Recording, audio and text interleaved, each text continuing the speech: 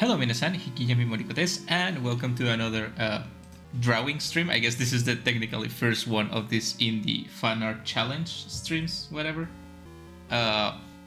Sorry, I'm a little bit late. I'm a little bit sick. I think I have the flu. I'm not sure about it. I don't feel too bad, but I feel like a sore throat and stuff like that. So don't worry about it. Thank you for coming. Today, are we gonna have fun? I don't know, but I'm gonna be drawing some hello Als, hello Han Solo, thank you for coming as usual. How are you guys doing? How are things going? I hope they're going better than last time. Before I start the stream, another news, it's like other news, I mean, I have played and finished the first Hello Charlotte spin-off, the Delirium game. It's already finished, it's already ready to upload and publish, so it's probably gonna be up like 2 or 3 hours after this stream. And I'm gonna be playing on Monday the final Axel Villartoso game, and on Tuesday I'm gonna be playing the last Hello Charlotte spin-off, and after that I don't know what I'm gonna do. I better find something to do. I've been reading a lot of gaming news lately, some good news, some bad news, but we're gonna talk about it during the stream, right? So to begin, I have here 9 games I played. The first 9 games I played, excluding this one, that it's hide and seek. That's already done.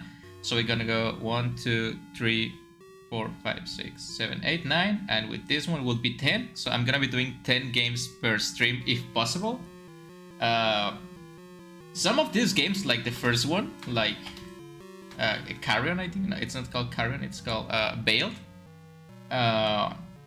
Don't really have characters. Like, they have pictures, and your main character doesn't really have a body that you can properly see or a name. So in this case, I decided to pick the monster that is just like a blob of flesh with like a tentacle. Today I was super burned out and did little to no progress. It happens sometimes. Just rest a little bit and try tomorrow, right? Other day. So I have to get creative, right? Like, for example, in Hyperloop, this main character doesn't really have like a name or anything. I think, like, I'm not gonna watch my whole videos over and over again, so I don't remember the name of this guy. So it's just like, I'm just gonna call him like MC of Hyperloop. The same with this game, it's just the little girl and the mom that wants to kill the little girl with a knife. I love this game.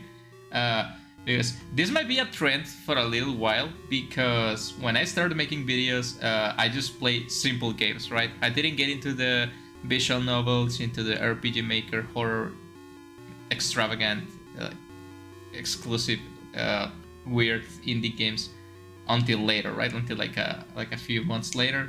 So like, this one is just like a pixelated guy with a mob, right? So I'm gonna do my best to make a drawing out of this. This one's really cool from Chamber.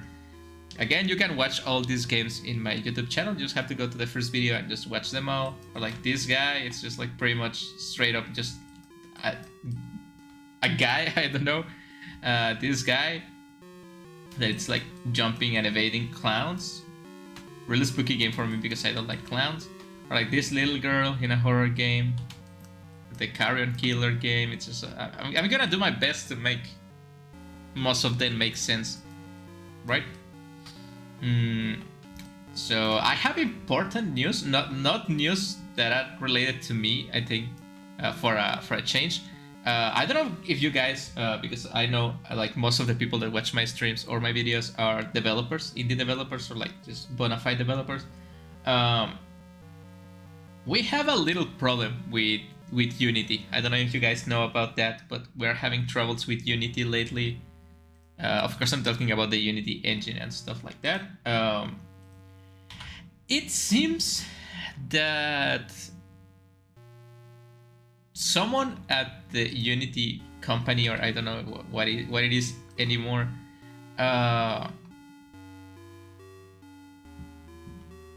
like, I don't know how to say this news, but they just like ruined Unity, because I think they're just gonna start like charging people for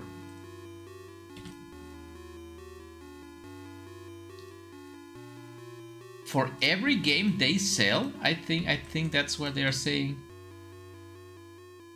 Like they are gonna charge people for like it's a little bit more complex than that, but I don't know. They just like made the worst decision ever.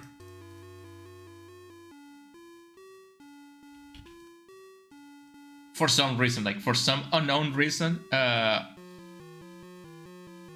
Hi Mori. Hello Hansolo, thank you for coming to the stream. How are you doing?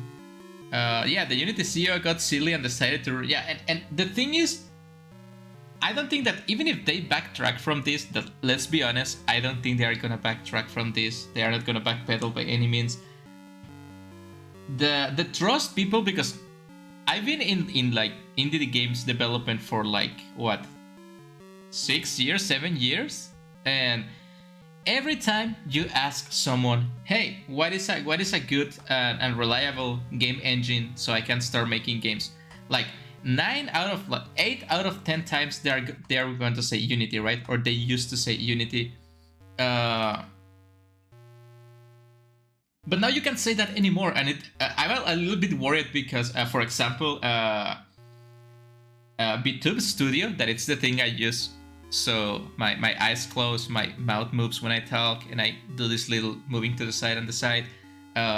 It's made in Unity, right? So I don't know if they're gonna have to like remove the download from Steam or something. Like I have no idea what they have to do. Like I've been reading developers like from the Among Us games that I have never played Among Us, or like the Cult of the Lamp developers. They are saying they are gonna remove their games. Like they're gonna remove their games from download after January 1st. So these changes are coming into effect next year. Like the first day of the next year, it's coming into effect. For some reason, I don't know why they decided to do that. Like just beginning the year, fucking up people. Sorry about the language. Hello, Rockman Yena. Thank you for coming to the stream. How are you doing? It's been a while. How are the Yena projects going? So yeah, I'm a little bit, and by a little bit I mean very, very, very, very worried, because I don't know what's gonna happen. I don't think there's anything that can replace Unity. Like, of course, people are gonna like move to I would say Unreal Engine, right? You would say I would think Unreal Engine. It's like the most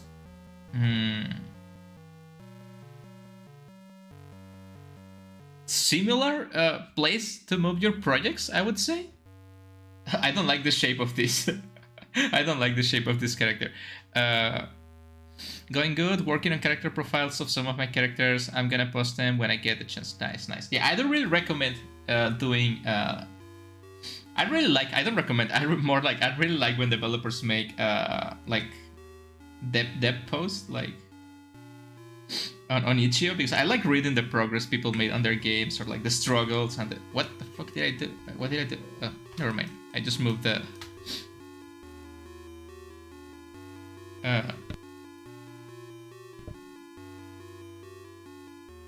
I would like to learn that program, not gonna lie. Godot. Oh, Godot. Yeah. Yeah, I think Godot, it's really good for like obviously there's like entry level like programs, but I think Unity was the perfect mix between like you don't really have to know how to code necessarily, because Unity had a lot of plugins. It's just like that's the problem. Unity has like a lot of community support, like it's unreal how much people trust Unity with their stuff, right? A lot of the plugins in Unity, a lot of the usefulness of Unity, it's bound to plugins and tools people made for Unity, right? So I think it's pretty like shameless. I don't know that they decided to do this trick, right? I had all videos from 2020 where I showcase characters, but that's been gone for a while. I'm gonna try again. Yeah, it's good to like. I'm not gonna say try again. It's good like to post them again, right? With a little update, it's good. Like I do my, it might be only me, but I like keeping updated about games I played. Like I think I mentioned in a few games. I think Yenatech was one of those games that I was like, oh, when this game is finished, I want to know the rest of the game. And I usually mention that, but you wouldn't believe or maybe you would, the number of projects that never get finished, and some projects are really good, and I'm like, oh, this game is really cool. I want to see chapter 2, and it's been like 3 years and. Like 2 years and nothing, not even a developer update has come, and it's kind of sad. But yeah, I think we're gonna have to look at alternatives for Unity, and I think, man, it feels like we're losing everything we love. Like, at least me, right? I feel like I'm losing everything I love. First it was like Twitter, and I can't use Twitter anymore, and I'm just glad Elon Musk is having a hard time trying to deal with Twitter.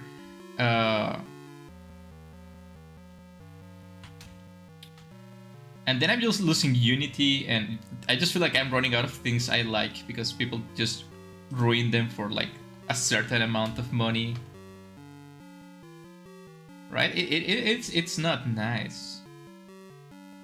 It is really not of my liking that they destroy everything that it's good. Because you're already paying Unity. Like as far as I know, people that like publish games most of the time in Unity at least buy the cheap license, because Unity has like 3 licenses, right? They have the free license, the normal like student license, and then they have the enterprise or something like. I don't know the pricings of Unity. I'm not gonna even check the webpage. I'm just really mad at them.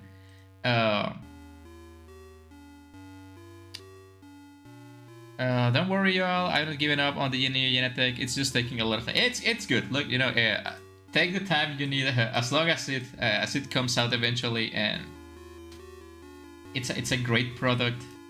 I'm sure everyone's gonna enjoy it a lot. Well, at least I'm gonna enjoy it.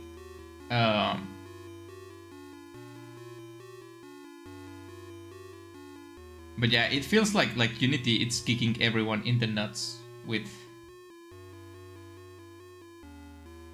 that thing. It really doesn't feel good. Because Unity was one of those like few programs I knew how to properly use, and now I feel like it's useless.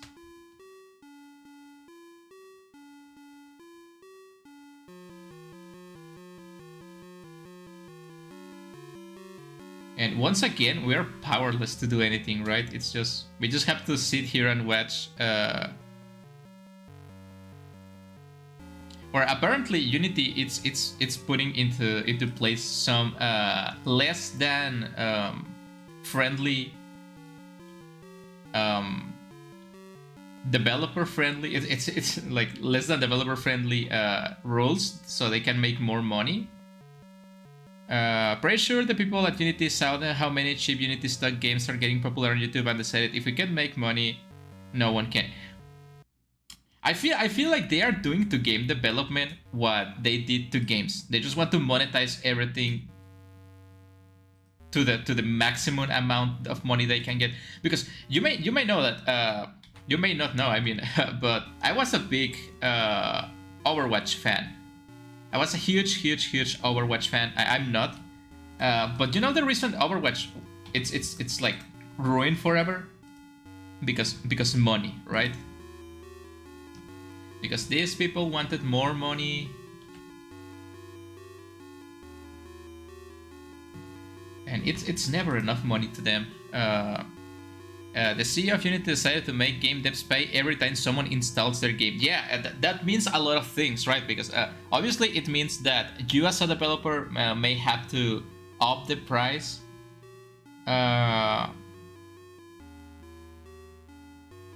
You may have to up the price of your game, like to begin with. If you plan on selling your game for $5, now you have to sell it for like $8-9 because of Unity. It's gonna take a piece of every. They're gonna take a base fee, I think, and after certain amount of downloads, they're gonna take certain amount of money from you to perpetuity, right? So you have to sell the game at a more expensive price, even though you're not gonna see any of that money. That means you cannot discount the price of your game, because if you do, you're gonna start losing money because the fee is fixed, right? It's like you cannot put your game into bundles, right? You know, like bundle for LGBT people, bundle for racial security, bundle for people with cancer. You cannot give your game for free under any circumstances, because you're gonna be losing money, right? So they are messing with charity, they are messing with indie developers, they are messing with the gaming community, just for like a few bucks, right? And I don't think they can backtrack of this. Like, I don't see a way that they can backtrack and people are gonna forgive them. So I would say Unity is pretty much done, because look, I've been here since Unity was a thing, right? Since Unity became like was being like developed. And the reason Unity exists is because a lot of indie programmers and like independent programmers put effort into using Unity and making it better with the code. And if the developers left, if the programmers left, leave, I mean, if the developers leave, Unity, it's nothing, right? It's like Twitter when the Twitter executives and like developers left, and then it's not good anymore. You might have the user base, but for how long, right? You have to think about how long until the user base goes away. That's myself. Every company out here making the worst possible. Yeah, and that's because they just hired a new CEO, I think, right? Like, and don't quote me on this. I think that executive used to work for EA. I think I read something like that. This is just like a stump of meat sitting in the.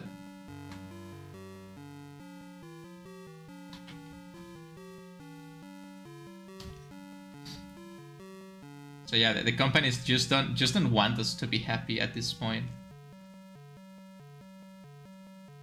Because believe me, they are not gonna get the amount of money they want to get from this. It's not gonna happen. Especially since like in most recent years, I think Unreal Engine has become more like friendly with developers, I think. Yeah, this looks weird. I don't like the shape of this thing. But it's just like the shape it has, right?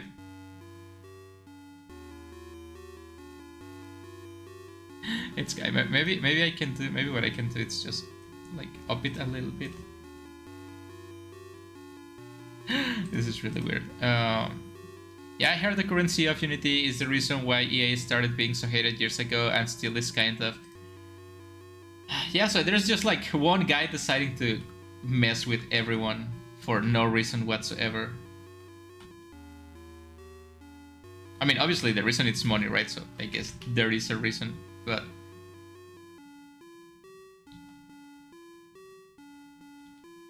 Man, that's really gonna affect, because I've been reading a lot of people that had like pending projects on Unity, like they've been developing a game in Unity for like 2 years, and now they're thinking on like canceling the game as a whole. I was mentioning the developers of Among Us, that I don't think it's a good game, but like whatever, I think it's a popular game. And the other game that it's called Cult of the Lamb, I think. Those developers that made their game in Unity, they said they're gonna take their games out of the store, of the Unity store, because they don't want to. They don't want to leave their games. I mean, they don't want to lose money, right? Because there's like a possibility that if something goes wrong with your game somehow. Because obviously, this is not considering the amount of money like indie games have to pay to the publisher. Like, you have to pay Steam money to put your game on, like to sell your game on Steam. Obviously, you have to pay a publisher to sometimes if your game is like of a big scope. Sometimes, man, what's up with people in power wanting to screw up people? That's been like a staple of time, right? Every time someone that has power but didn't earn that kind of power, it's like Spider-Man says, right? Like, With great power comes great responsibility. Man, I can't wait to play that Spider-Man game. I really want to play that Spider-Man game.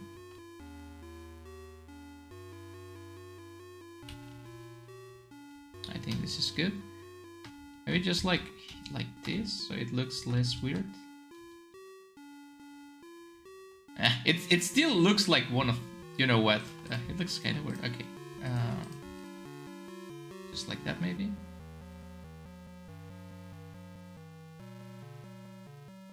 Wait, no, I don't want. No. Wait.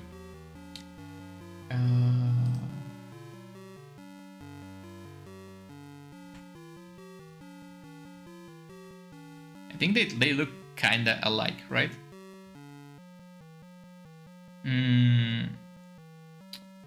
Not gonna lie, I'm curious what will Yandere Dev do regarding this. The developer behind Yandere Simulator, a game made in Unity for. Well, I didn't even know that Yandere game was still in development. To be honest, I lost interest in that game and developer like a year after it came out. I don't like Yandere Simulator. I think it's a poor game, a poor excuse of a game, a poor excuse of a developer, and it's just like surrounded in a bunch of like unnecessary drama. So, like, at this point, honestly, at this point, he may just like take down the game and export it to a different engine, or just like give up. I don't know. There's like a much better games in the same vein of Yandere like Simulator that. Well, I think those are made in Unity too. You see the problem, right? Most of the things are made in Unity. That's the problem we are kind of like facing right now. It's that almost everything it's made somehow in Unity. Like even the program I'm using to be a Vtuber, it's made in Unity. You see that's the danger of like monopolies. Thankfully, we have Unreal Engine and stuff like that. I don't think this is gonna fly with AAA companies, but I don't know if they manage their products differently, to be honest. I dislike the game, but it's really funny, like, because if you actually, I have seen videos about like Yandere Simulator, and if you watch the code that the developer uses, like it's really poorly coded, and I respect anyone that codes. Like coding, it's hard, and you don't have to be like a perfect coder to do things, but man, it is really bad code. Like I think even I could do better. Like given enough time, I can make better code. But yeah, let's see what happened. Probably gonna be another breakdown, right? It's just gonna break down and gonna blame Unity for the lack of Yandere news or something like that. I don't know. Wait.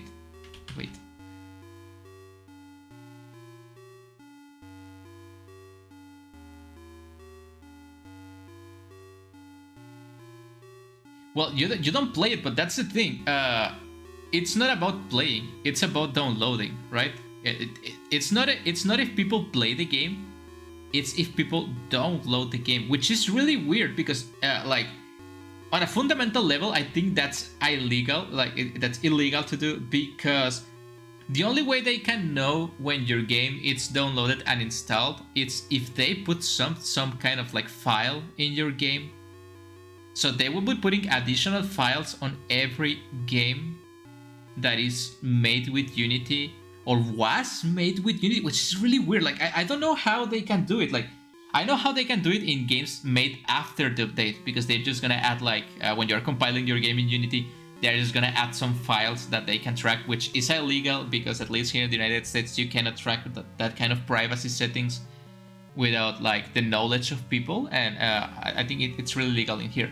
But obviously in other parts, I would think like Canada and places like that also don't fly with this kind of thing. But the other problem is how they are gonna do it on games that were released or like compiled before this update. Like, are they gonna like access the metrics of the developers account? The problem with this, it's like there's no way you can do this properly, right? So there's gonna be a bunch of workarounds, because I can think like you can like make the game, publish the game reaches certain amount of downloads, you delete your game, you delete your like Unity account, you make a new account, you publish the game again. Like you have workarounds for that. People, it's gonna find a way to work around. But I think like ultimately people are just gonna delete Unity and they're not gonna use Unity anymore, and it's gonna be a loss for everyone. Also, when I asked how they will know, they gave a response that everyone agreed. Is pretty much, trust me, bro. I will know, trust me. Yeah, I don't know about that. Like, at least I know for a fact, like, I'm not sure, but I don't think Steam is gonna agree with this kind of thing. Because this is gonna mess, like I mentioned, this is gonna mess with publishers too, right? You as a publisher, you don't want, like, imagine every indie game made with Unity has to be $10 more expensive, right? Like, just to make sure the developer doesn't go bankrupt, you have to add $10 to your to the price of your game, right? So, do you think Steam it's gonna be like, oh, I'm gonna make a Steam sale, and no one is gonna get into the Steam sale because no one can put discounts in their games? That's not gonna fly by Steam, right? So that's a problem. That's gonna be a huge problem for publishers, for developers, for like anyone that it's related to. We'll see how it goes. Yeah, that's right. And honestly, I hope people find the strength to not go back to Unity. I know it's tempting, going back to something you know and love so much, because I was mentioning at the beginning of the video a few moments ago that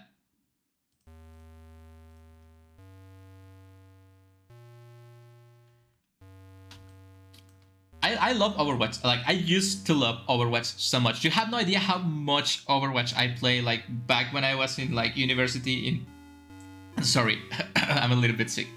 When I was in, like, elementary school, high school, sorry. Like, I wish I could play Overwatch in elementary school.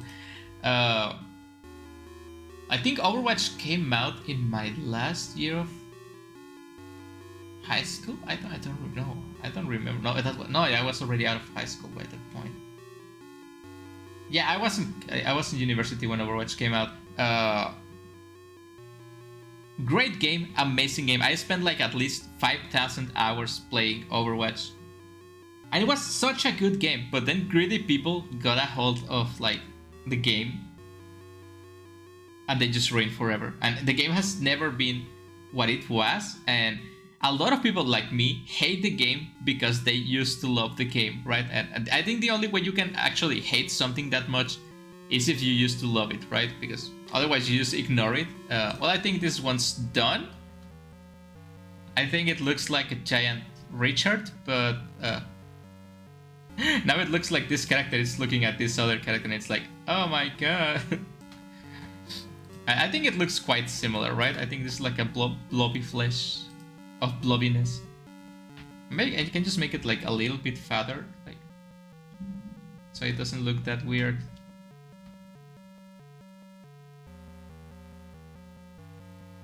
I don't know, it still looks really weird to me. Oh yeah, I know. Maybe I can just make the...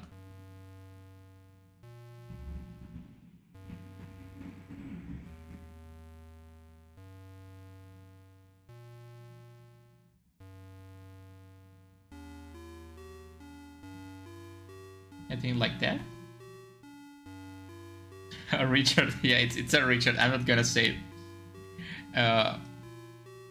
In the meantime, RPG Maker is still fine and dandy. Yeah, I agree with that.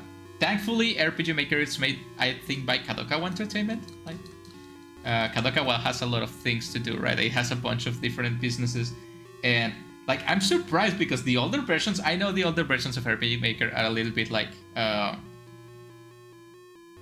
outdated, but you can find them for like $5, right? Like, you can get like RPG Maker, like, I don't know, like 2003 for like $5 on sale, and you can still make games with that, and you can still make good games with that, and that engine still has like a fair share amount of like support on the community.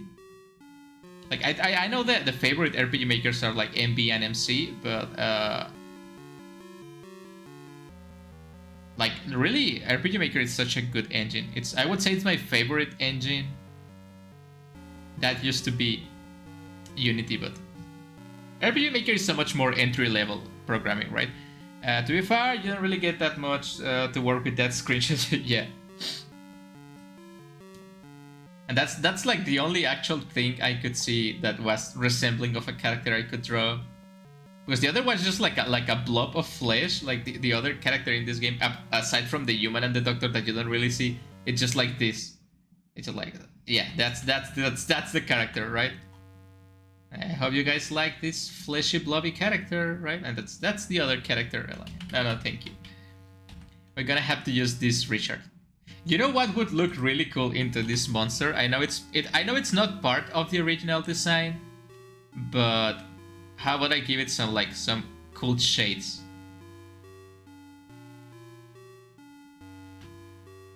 What if I give it some cool? What do you think? It looks cool, right?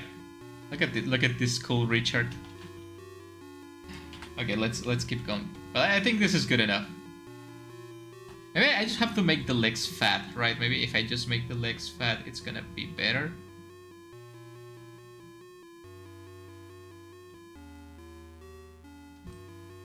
Well, I think it still retains the shape, but whatever, right? I will have to, because even if I just like switch this, yeah, it's just the shape it has. I can do nothing about it. Okay, let's just leave it like that. Let's move on. It's been like half an hour, and I have a lot of characters. Let's get it close to the girl. Hey, how are you doing, girl? A very cool crap emoji. Okay, let's go. Next one should be this guy from Hyperloop. That it's very blurry, but this was a web game I played. Again, you can watch all these games in my channel. I'm not saying you have to do it, but if you want, you can do it. But just disclaimer, I have a very bad microphone back then, and I had to talk quietly because I was recording in the middle of the night. I was still living with my parents back then, like for a few months, so I had to like be quiet on the night. So my voice, it's kind of weird back then. Maybe it's still weird right now. I don't know. So let's go with this guy that has a gun. So again, just to save time, I'm gonna copy this girl. Right, so we can see that it has like a greenish technological thing on the face, like this.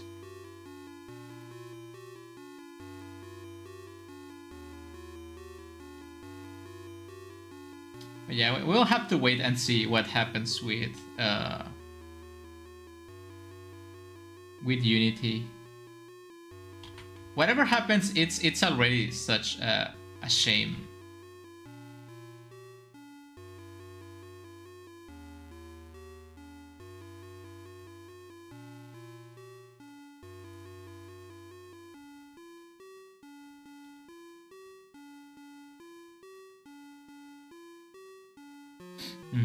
This stream reminds me I still gotta do pixel art for my projects. Been practicing. That's good. I want to see. I can't wait to see. Obviously, I can wait, but I don't want to wait. But I will have to wait. That's another thing I love about pixel art. Even people like me can do it. Even people that don't know how to draw can do decent pixel art. I'm not saying mine is decent, but you get the idea. Let me drink something.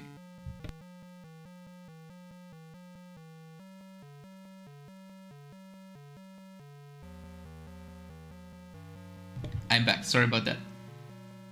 The thing is, I just recorded I just recorded Hello Charlotte Delirium before starting this stream. It was like 40 minutes of a game, not that long, but I've been feeling a little bit sick lately. It's just because I've been working extra shifts just to make enough money so I can get stuff. You know, I know you guys, it's a bad idea, and I don't recommend you guys doing this, but I decided to invest $200 into the special edition of Grand Blue Fantasy Relink, because I don't care if I cannot afford food. I'm not gonna miss the special edition of my favorite game. So yeah, and now I'm struggling a little bit, so I have to work like extra turns at my job. So I've been like skipping sleep just a little bit lately. So man, I don't really get the shape of this guy. It's like it's really pixelated. Yeah, hopefully that game is gonna come out in February. So hopefully by the time that game releases, I'm going to be able to afford or somehow get my hands in a capture card. And you know what that means? If I get a capture card, that means I'm gonna be able to stream games from my video game consoles too, and I'm gonna be streaming a lot more if that's the case.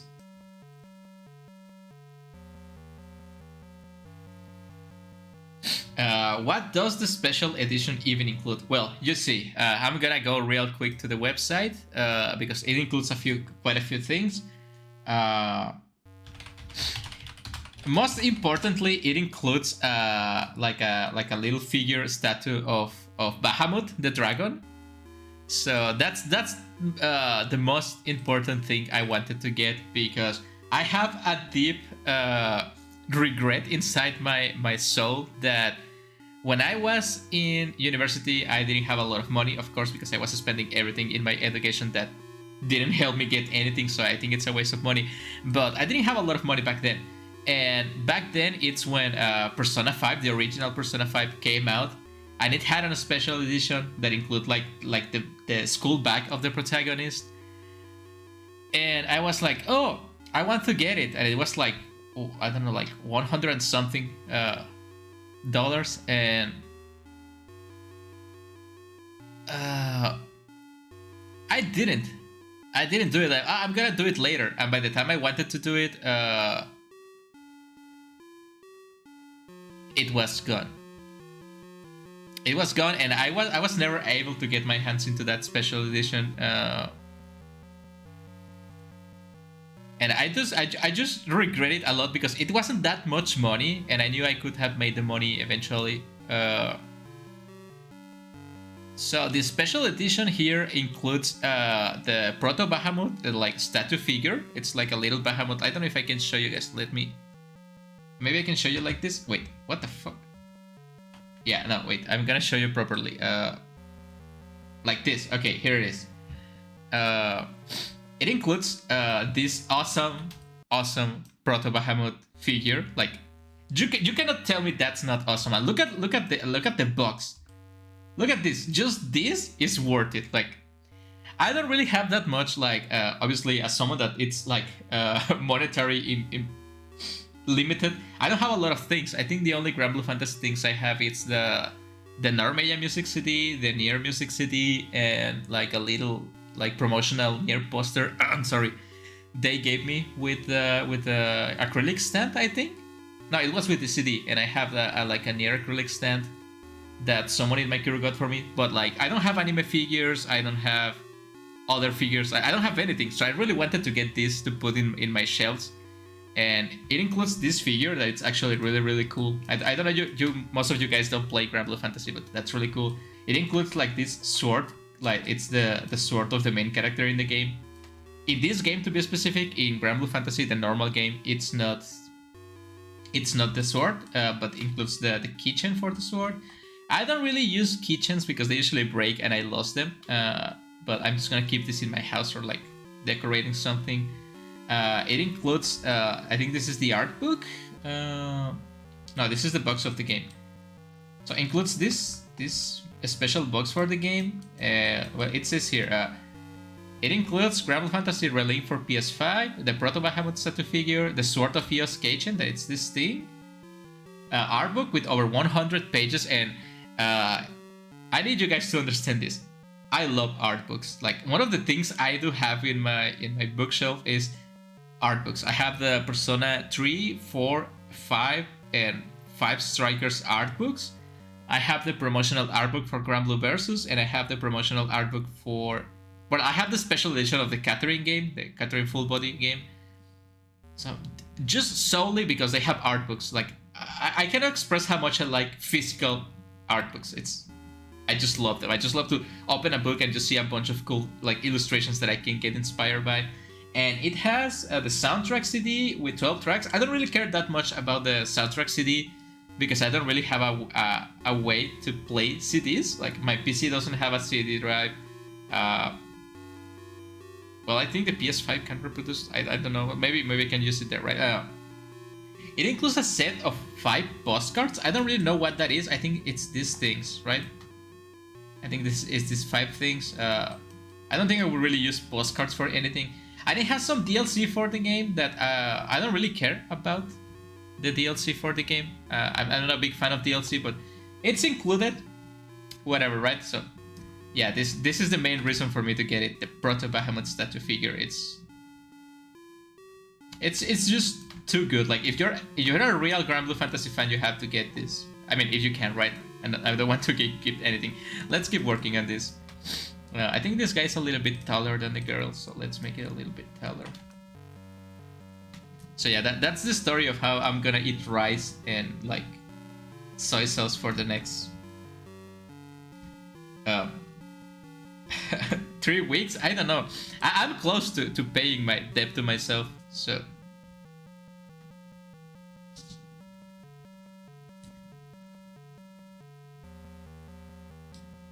The point is that it's really cool, and I hope I can stream that game because that game means a lot to me. Grand Blue Fantasy is one of the last things I do enjoy. I still enjoy playing, and it's just special to me. I don't know how to properly express it.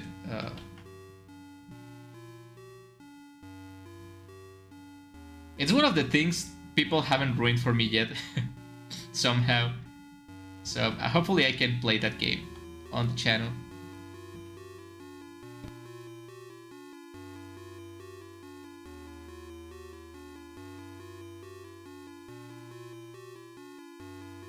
If I mute myself a little bit, don't worry about it.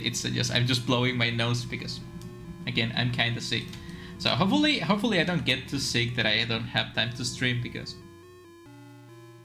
I'm streaming as much as I can today, or like this week, because I know it was just 2 streams, right? Because next week they're gonna back with the reparations. Hopefully the guy that had an accident, it's okay now. I mean, I'm not gonna check on him, but hopefully he can come back to work, because I need to get things done by the end of this month. Man, I really like this. I don't know, this character reminds me of something. I feel like in any other game, they will just put like... they will just be like... like, I don't know, like... Hey, it's a monster with a happy face.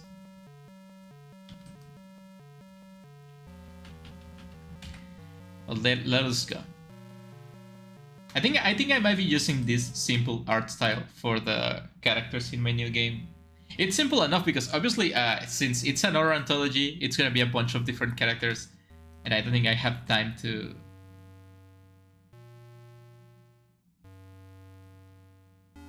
make a proper drawing for all of them. We gotta keep it like a gun, right?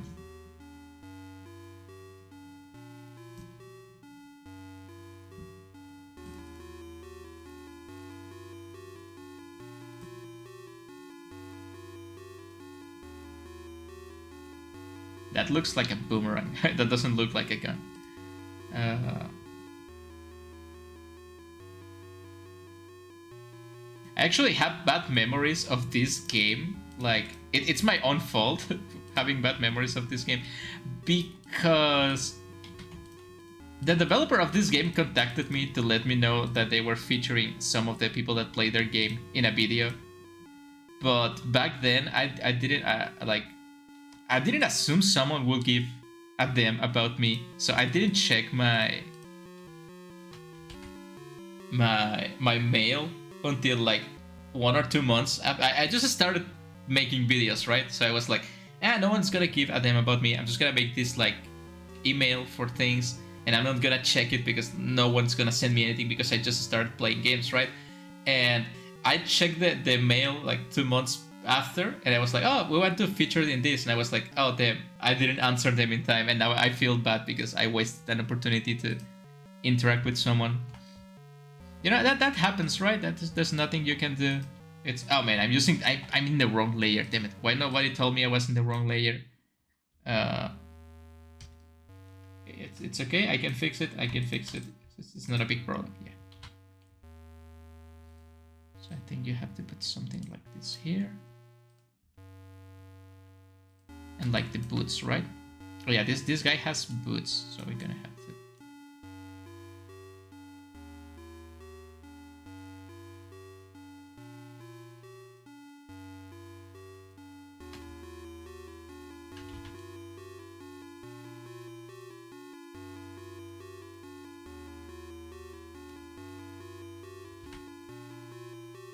Yeah, I think this looks good.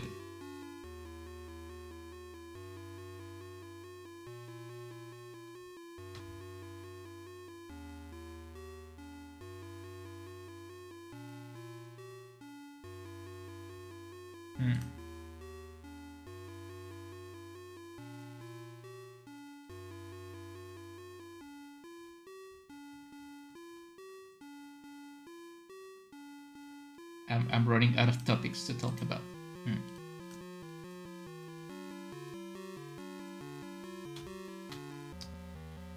Okay, what else? What else?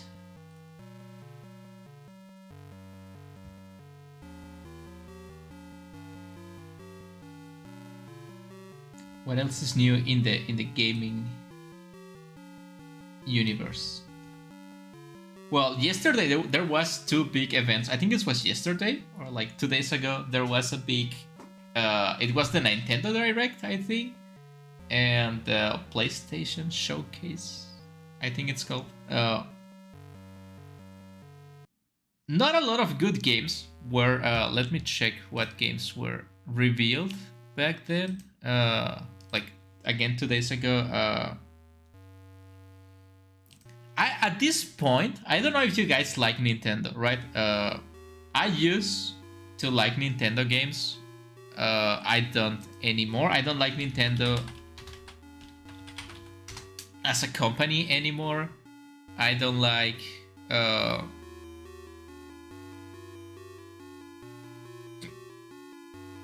Sorry about that.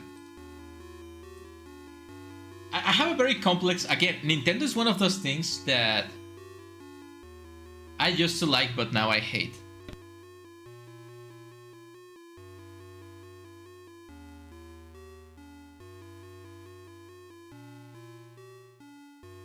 Sorry again. Because I think what they showed, like, let's go. Well, I'm gonna answer the comment first. What did you thought about Delirium? I'd say it's quite the odd one in the series. Well, I have yet to play the other one, so I cannot say for sure. But yeah, I think I'm not gonna spoil you, so you have to go and watch the video. You don't have to watch it if you don't want. I think Delirium, it's just because they decided, the developer decided to remove that extra layer of like fantasy. You know, the observers, the fantasy, the that role model. They remove an extra layer of like, well, Delirium, right, over the game. You can see things a little bit more straight. And it's everything is more like effed up, right? Like little Charlotte is doing a lot of weird stuff, and it's really not. I mean, it's a nice game. I really like it. I think I prefer this one over 2. Game 2 has really good story, but the gameplay is not as fun. And this one it's a lot shorter, but it's more engaging with the player, so I like it more. It has some weird sound effects or like voice effects that I really didn't like. But man, it's a good game. The Charlotte games are like really weird in a good way. So I would say I like it a lot more than I liked 2, but because it's 2, it's a bunch of lore, but it's also unnecessarily long, like I mentioned in that game video. But yeah, it's a good game. I can't wait to play the other one. I think the other one's The other one, I think it's a visual novel, right? So it's gonna be more like unusual. Hey, I'm just curious, how did you discover Yenatech? Because honestly, I never expected it to get noticed downloaded on release day. Well, that's the trick, buddy. My good buddy Yena, Rock Band Yena. I mention this like every time I have the time to mention this. I'm gonna mention it. What I do, it's I go to Itch.io. Like my way of finding games, and this is how I find games that a lot of people don't notice or play. What I do is I go every time I want to record an indie game or like play an indie game for the channel, I go to Itch.io. But I just like to call it Itch.io. It's like itch.io, right? But like Itch.io, it's faster. I just go to games, to the games tab, and I go to most recent games, and I just scroll for hours on end, like literal hours on end, and that's how I found Yenatech. Like, and I think I found 99% of the games I have played. Like, obviously, like Hello Charlotte and other games that people recommend to me are like the exception because people recommend it to me. But you can find the freshest games, and most of the games that are like, again, before being a Vtuber, I used to publish games on Itch.io, and I noticed that my games just got lost into the void of trash games. And like, I don't want to be disrespectful, but sometimes you see games that are like just like obviously a virus uploaded, or like a cube jumping a hole the game, or this game I made for my friend and it has no relevance to anyone else and no one else is gonna play, but for some reason I feel the need to upload it to Itch.io. So when someone such as you uploads a game that is worth playing, it gets lost into all of that because people are never gonna play it, people are never gonna rate it, people are never gonna leave a comment, and Itch.io is just gonna put that game under a lot of trash games. So that's what I do. I decided like, oh man, my games are never gonna see the light of day, so I'm gonna stop making games and I'm gonna start playing the games of other people so they have a chance that I never had, right? So that's what I decided to do. I've been saying this from the first video I made, that I'm just gonna play games of people to give them the chance to shine. I know my channel is really small. I know games only get like a handful of views.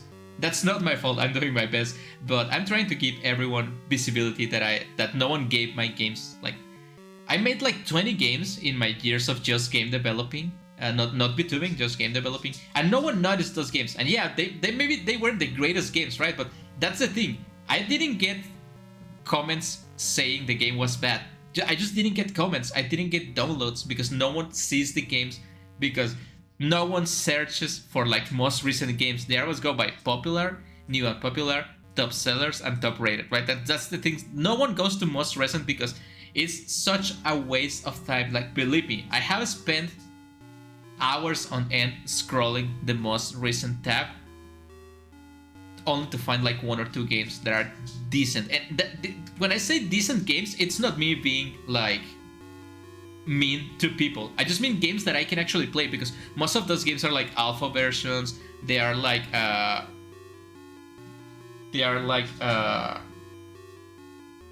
don't know, like unfinished things, like concepts.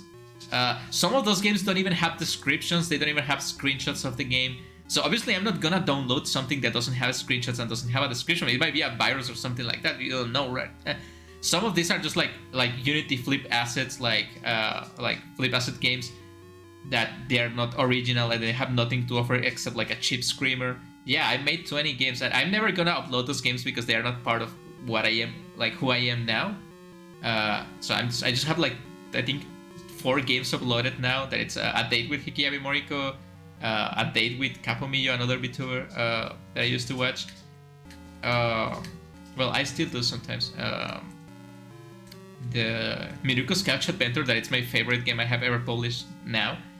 And the most recent game, Gears of the NTR Nut. So I plan on publishing more games, but I'm sticking by my ideal of supporting people playing their games.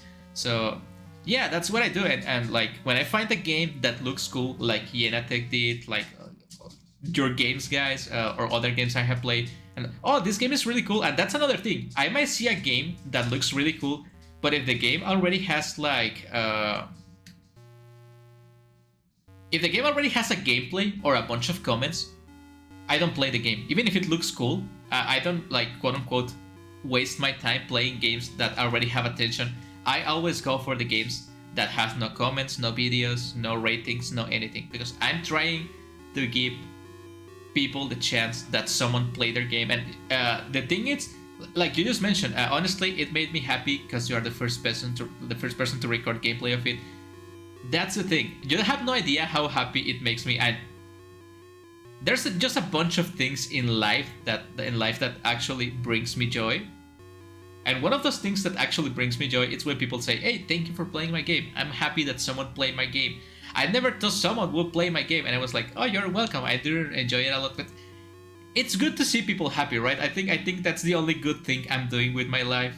I think otherwise I'm just not a good person or like a good human being or anything like that. But I like to do good things for the world. And like, honestly, if I just say something nice to a developer and give their game a chance, and that means they are gonna keep developing games, and maybe sometimes they make a really good AAA game, I would like to think that I help, right? It would be nice to think that I supported someone in their time of need. I know it's something really ridiculous. You guys don't have to listen to me about this, but yeah, I always go for like the most recent games, and I spend my fair amount of time trying to play like obscure games, just like unknown games. So yeah, I'm just gonna keep on playing. I'm gonna shut up because obviously I don't want to sound weird to you guys.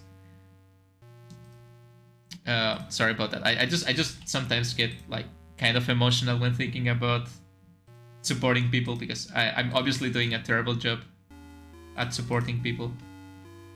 I mean, I can't even support myself, right? So that's obviously a problem.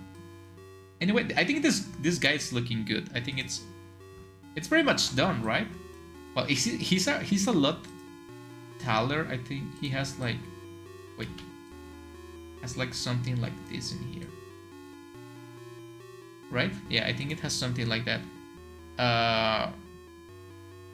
You're a real one for that. Thank you. I remember seeing your comment and gameplay, and I started a little shaking. I was doing homework and I have to stop. Oh man, I'm sorry, but that's not my intention. But like, yeah, that's the thing. Like, because the other thing I noticed a lot, it's I've seen a lot, and I mean a lot of YouTubers, not VTubers, YouTubers, that play indie games just to complain about the indie games. Like, I just think like they just are being mean people for no reason. They're just being like really mean, like, oh, I'm gonna play this horror game that it's free and someone make in like 2 days, and they go into the game and they start criticizing the game if it was like Resident Evil 4, right? And it's like, oh, why this game sucks? This game doesn't have a lot of content. Man, this game was done by one person in 5 days. Why do you have to be like this? I know those people don't understand the intricacies of game developing, and that's I think something that I can offer. That's something I can put on the table, right? Since I was a developer, I'm familiar with how developing games are, how it is, right? How it's really complicated, and I decided like, oh man, I know how to make video games. Maybe I can give more useful feedback than this piece of garbage that is just complaining about the games and being mean to the developers. While making, because like making money off a video of an indie game that you're criticizing when the developer is not making anything because the game is free. So you're just being mean to someone that is giving you the whatever you need to make money, right? That's fucked up to me. So I'm sorry, I just don't like that kind of YouTubers. Actually, I don't like any YouTubers, but well, maybe just Mildly Badass Hero. That's the one I like. No joke, I found you out about your gameplay video while in the middle of the store. Was walking around the store while on my phone. Then I straight up froze my. Ah man, that's nice to hear. Actually, I'm glad you guys like enjoyed my videos to the point like you have to think like to stop and watch it. Because I think like I'm never gonna hear of that for most people, and that's okay, right? I don't want everyone to be like, oh, thank you so much for playing. I'm just, as long as people are happy because I play their game, that's enough, right? If they want to drop a like or subscribe, that's like extra, right? They don't have to do it. And I'm sure eventually my channel is gonna be like this museum of like indie games that people are gonna like. And even if for some reason I just disappear eventually, the channel is still gonna be here so people can watch those games. Pretty sure everyone has an emotional story to seeing their first gameplay through LOL. It's pretty cool that we're somewhat connected through that. Yeah, that's cool actually. I never thought about it like that way, because I don't. It never occurred to me, right? That I think this is pretty much done. Yeah, I think this is pretty much done. So it's taking me like 30 minutes to make one because I get distracted talking. Okay, so this is this one, and then we're going for this one. I don't know if I should do the little kid or the mom. I think the mom looks more interesting, right? I think the mom it's more interesting because it has like red eyes and it has like a knife. I think I'm gonna do her mom. I think I'm gonna do the mom. Yeah, I'm gonna do the mom, not her mom. I'm gonna do the mom. Okay, so let's use this one as a base so it's faster to make. So far we have me, a little girl, a Richard, and what it looks. It's supposed to be a spaceman, but it looks like, I don't know, like a diver, right? A little bit. Yeah, it actually looks a lot like a diver. I think this is really cool. I like it. But you know how to make it evil? You know how to make a character evil? Just put red eyes, and now it's evil. Okay, let's keep going.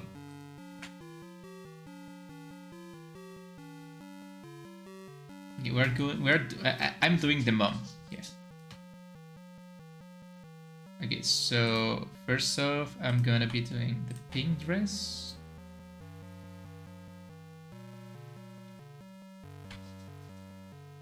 How long is the dress?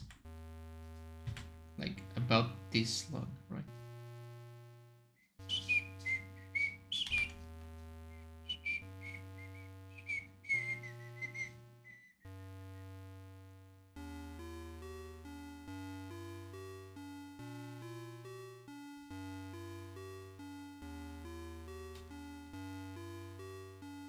Maybe what it can help this guy be more evil, it's maybe like a red outline, maybe? Because it's like an enemy, right? So maybe I have to make like a red outline for enemies, maybe. Let's see how it looks.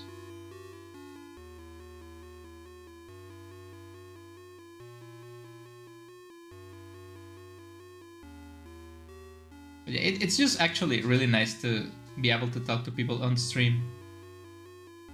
It's much better than talking to people in real life.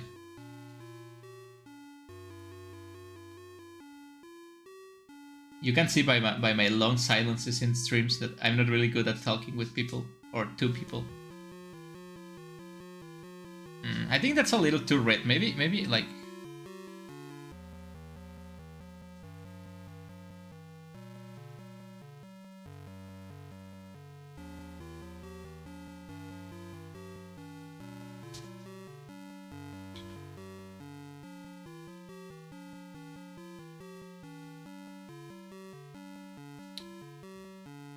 Wait.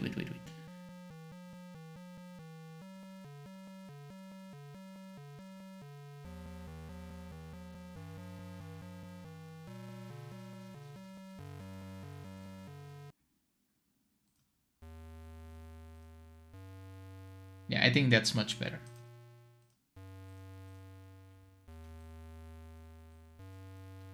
You know what? I'm just gonna leave it black so everyone can be.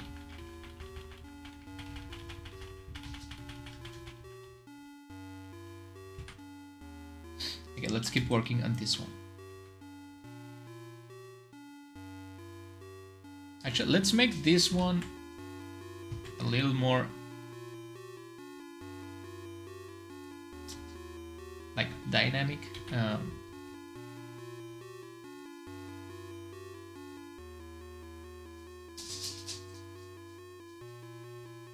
What do you want? Why do you always get like this when I'm like streaming?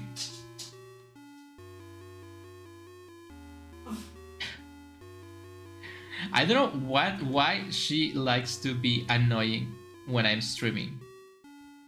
It's like she knows she's not supposed to.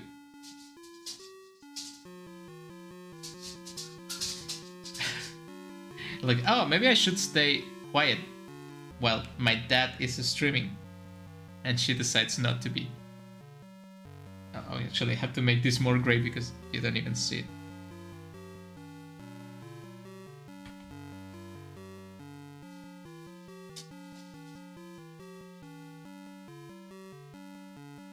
What races are your dogs? I'm curious. Well, the ones I have here with me, the annoying one that's called Miruku, it's a Chihuahua, right? It's a Chihuahua and it's very annoying because that's what she's supposed to be. And the other one, that it's called Chu-chan, it's a poodle. And I used to have, like recently, I used to have a bunch of dogs, but over the years they've been dying, sadly. And I'm laughing because I'm trying not to feel bad, not to get too sentimental.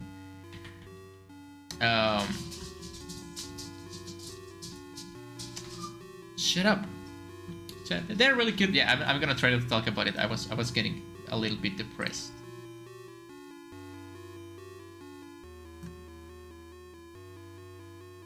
What do you want? Do you want to go to the bathroom? That's what you want to do? Really?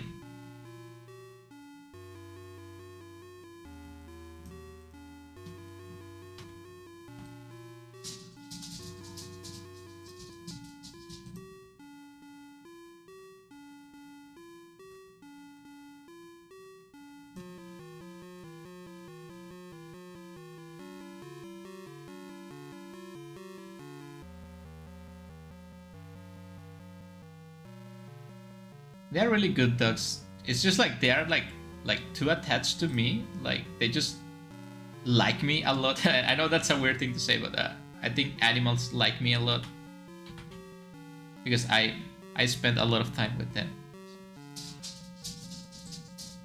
Actually, I think this one it's gonna need a little bit more of yeah, like that. It's gonna need an extra layer of neck.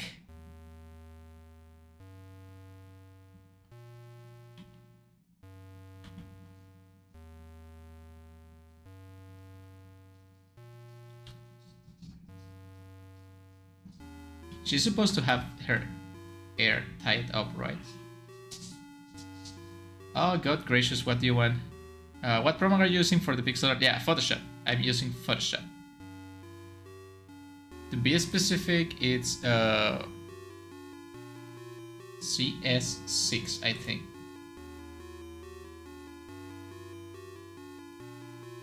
Yeah, I know it's kind of weird. I know people use other, like, more specific programs for pixel art, but like I mentioned before, I'm kind of used to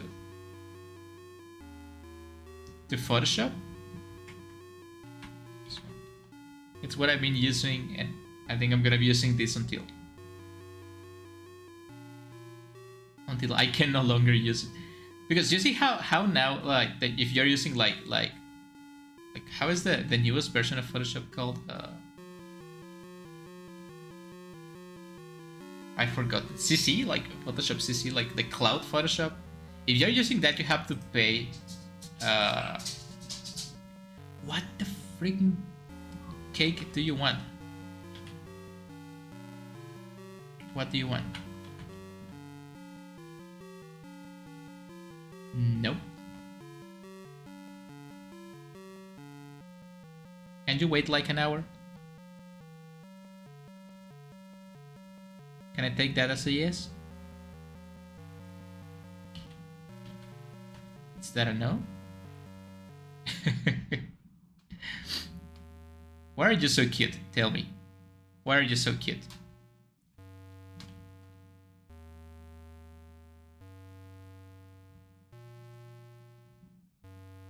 Well, now that I think about it, it has like really long eyes, right? It is like this.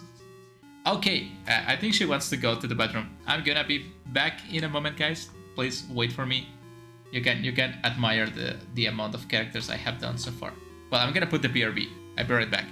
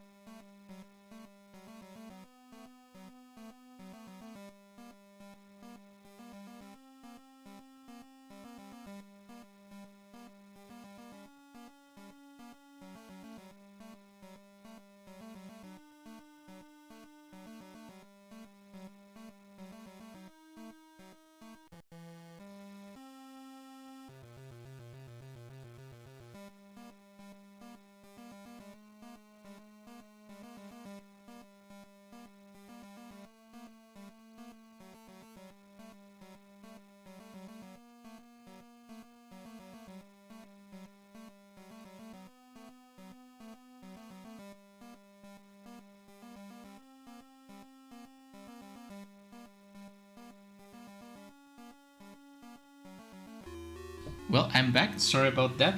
She decided to take the slowest P of all time. But it's good that she knows that she has to get out for that.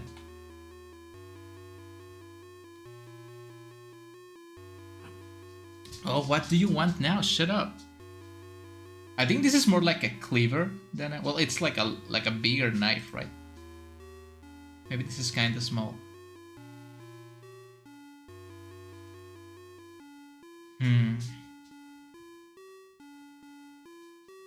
Okay, also I think I'm gonna make her a little bit taller.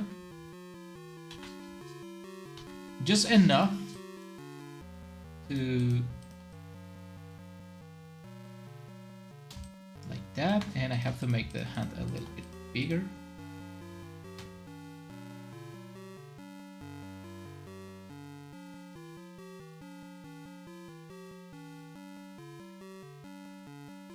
Okay.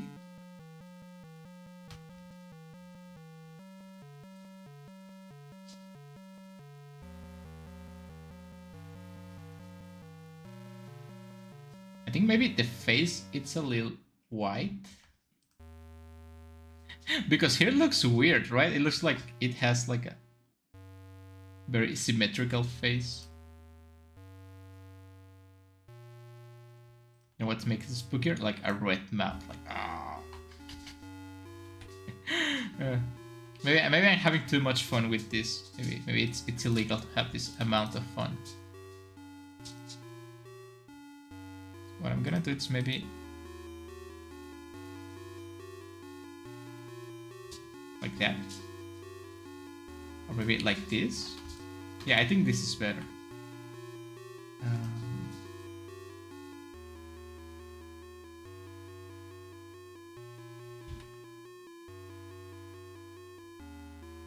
Yeah, the gang is looking good.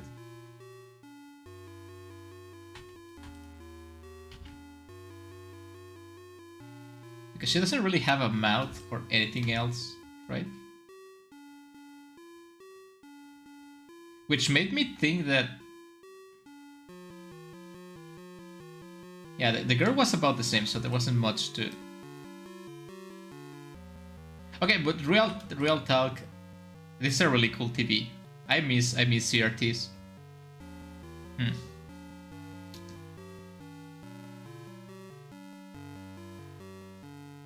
Okay, I think that's it for this game. Let's move on to the next one. Oh, this is gonna be a challenge to make. It's not really anything. It's not really a character. It's just like a representation of a pixelated human being. I'm gonna do my best to make. I actually found a bug in that game and I couldn't finish the game because it got bugged out.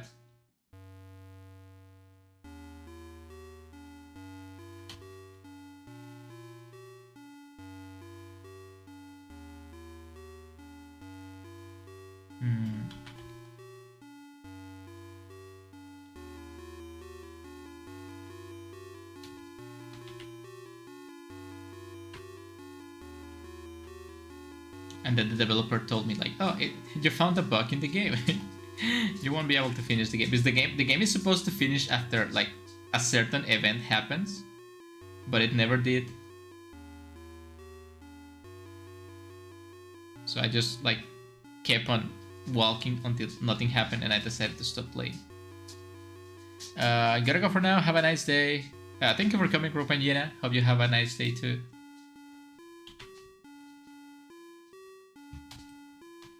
So for the most part, this guy is just gonna be like this weird shade of like orange, I think.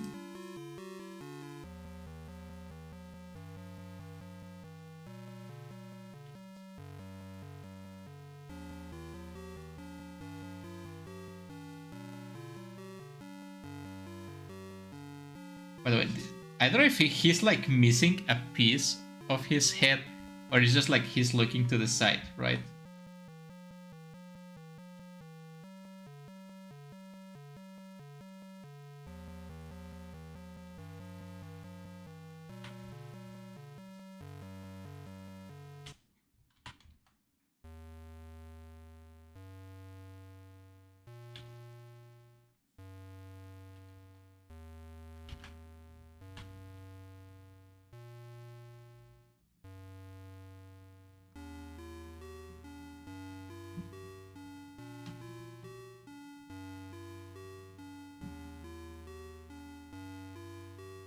It has like a taller face, right? It's taller than it is.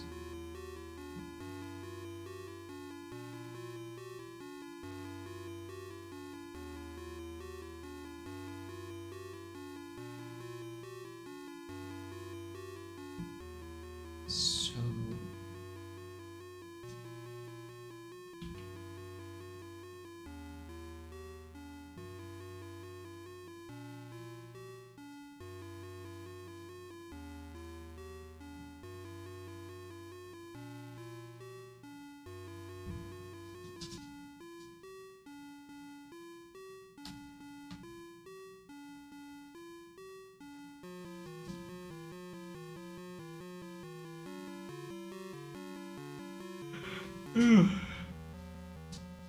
Oh, sorry about that. I've been a little bit, and by a little bit I mean a lot. I'm very, very, very sleepy lately.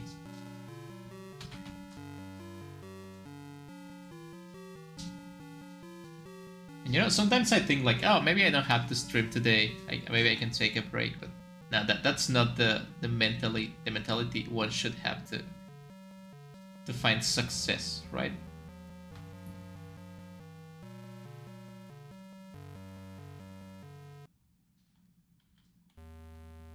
Obviously, I'm not gonna go out of my way to stream if I'm like really sick or something, but as long as I can stream 1 or 2 hours, like my ideal world, it's a world where I can stream like 1 or 2 hours every day.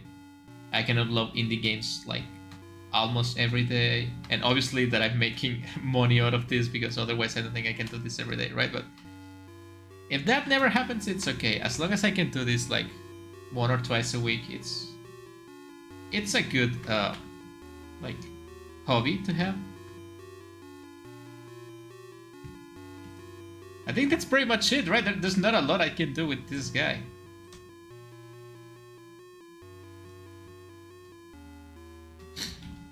Look at this bunch of like misfits. Well, I think the girl and the mother like kind of fit, because they are like human beings, but the other guys don't really fit as much.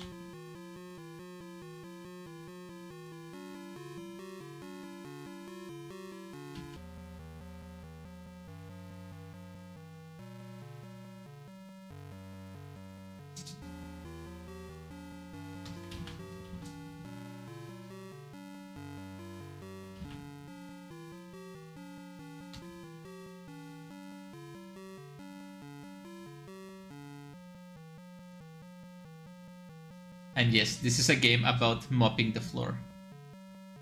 I think like in a cruise ship or something like that.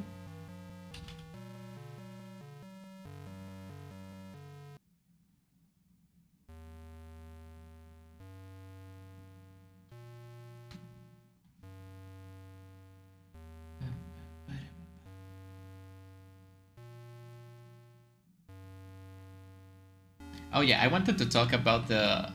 Yeah, that's a much better mop, right? Yeah, that's much better. I want to talk about the Nintendo Direct, right?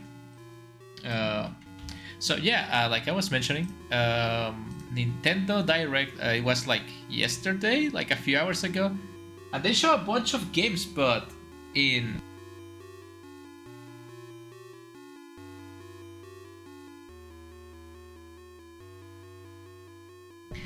true Nintendo fashion, they didn't show anything that was good. They show like Star Ocean Second R, that it's not really a game exclusive to the Switch. They show like Bathing Katos, that it's again, it's a game that was, it's just a remaster of a previous game. DLC for Splatoon, like who cares about Splatoon in this time and age? They showed Eiyuden Chronicles, I think they showed, like, again, another game that nobody really cares about, a remake for Paper Mario, something about Among Us. I think the only, like, real game they showed that it's not a remake or a remaster or an indie game or a game that it's available in other consoles is WarioWare Move It and the Princess Peach game. Princess Peach Showtime, I think it's called. So the only two actual new games that Nintendo showed at the Direct were two Mario spin-off games, one Princess Peach game and one Wario game. And like, really, that's all you have to offer? Like, I feel my Switch, it's just gathering dust. Like, I don't think I'm gonna get the next console Nintendo makes, because I don't really have faith in them anymore. I think the last good, like the last truly actual good Nintendo console was the GameCube, and I was drawing in the wrong layer. The Wii was good. Like, I enjoyed the Wii, but it was not perfect like the GameCube was.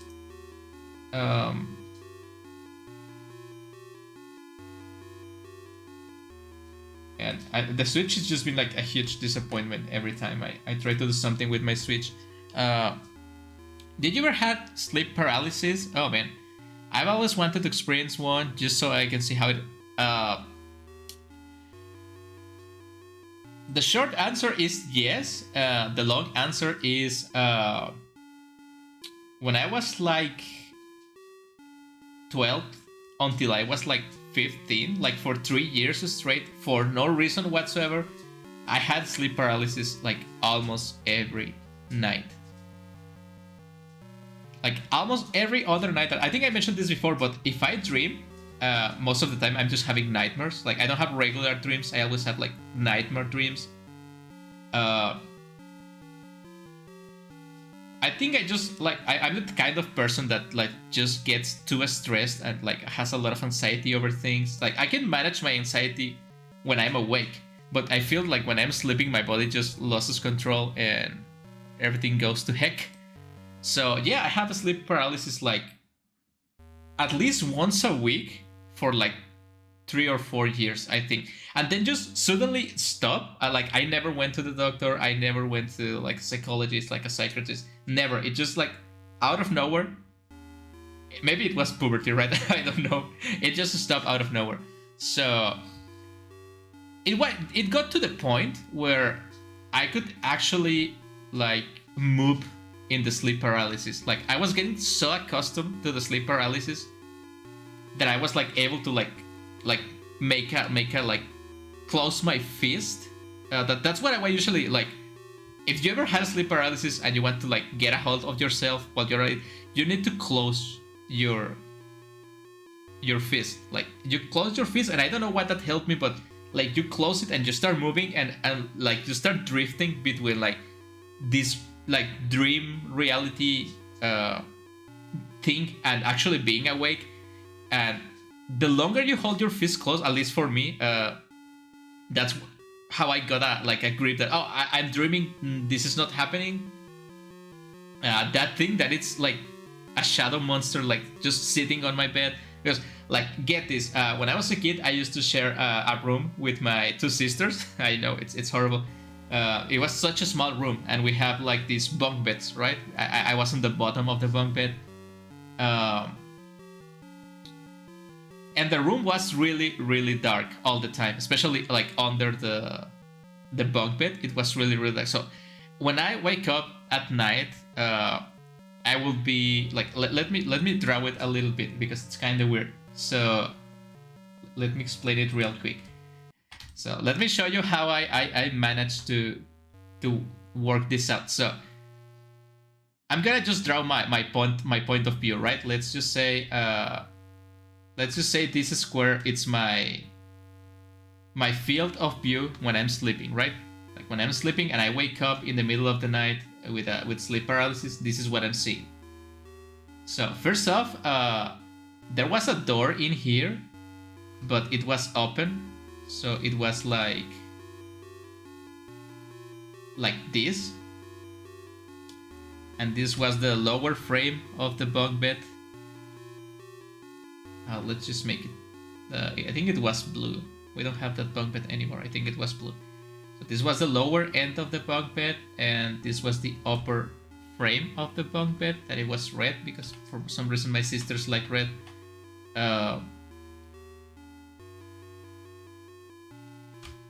And this was the, excuse my poor drawing skills, and this was the side of the door that I could see that was open, right? Like that. Like this, right? So this was the edge of the door, and man, I don't remember the color of that room.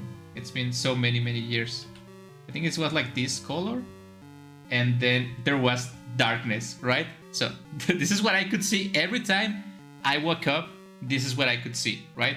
Just this. So it's that scary, maybe not to you, but like let's up it up a little bit when you take into account that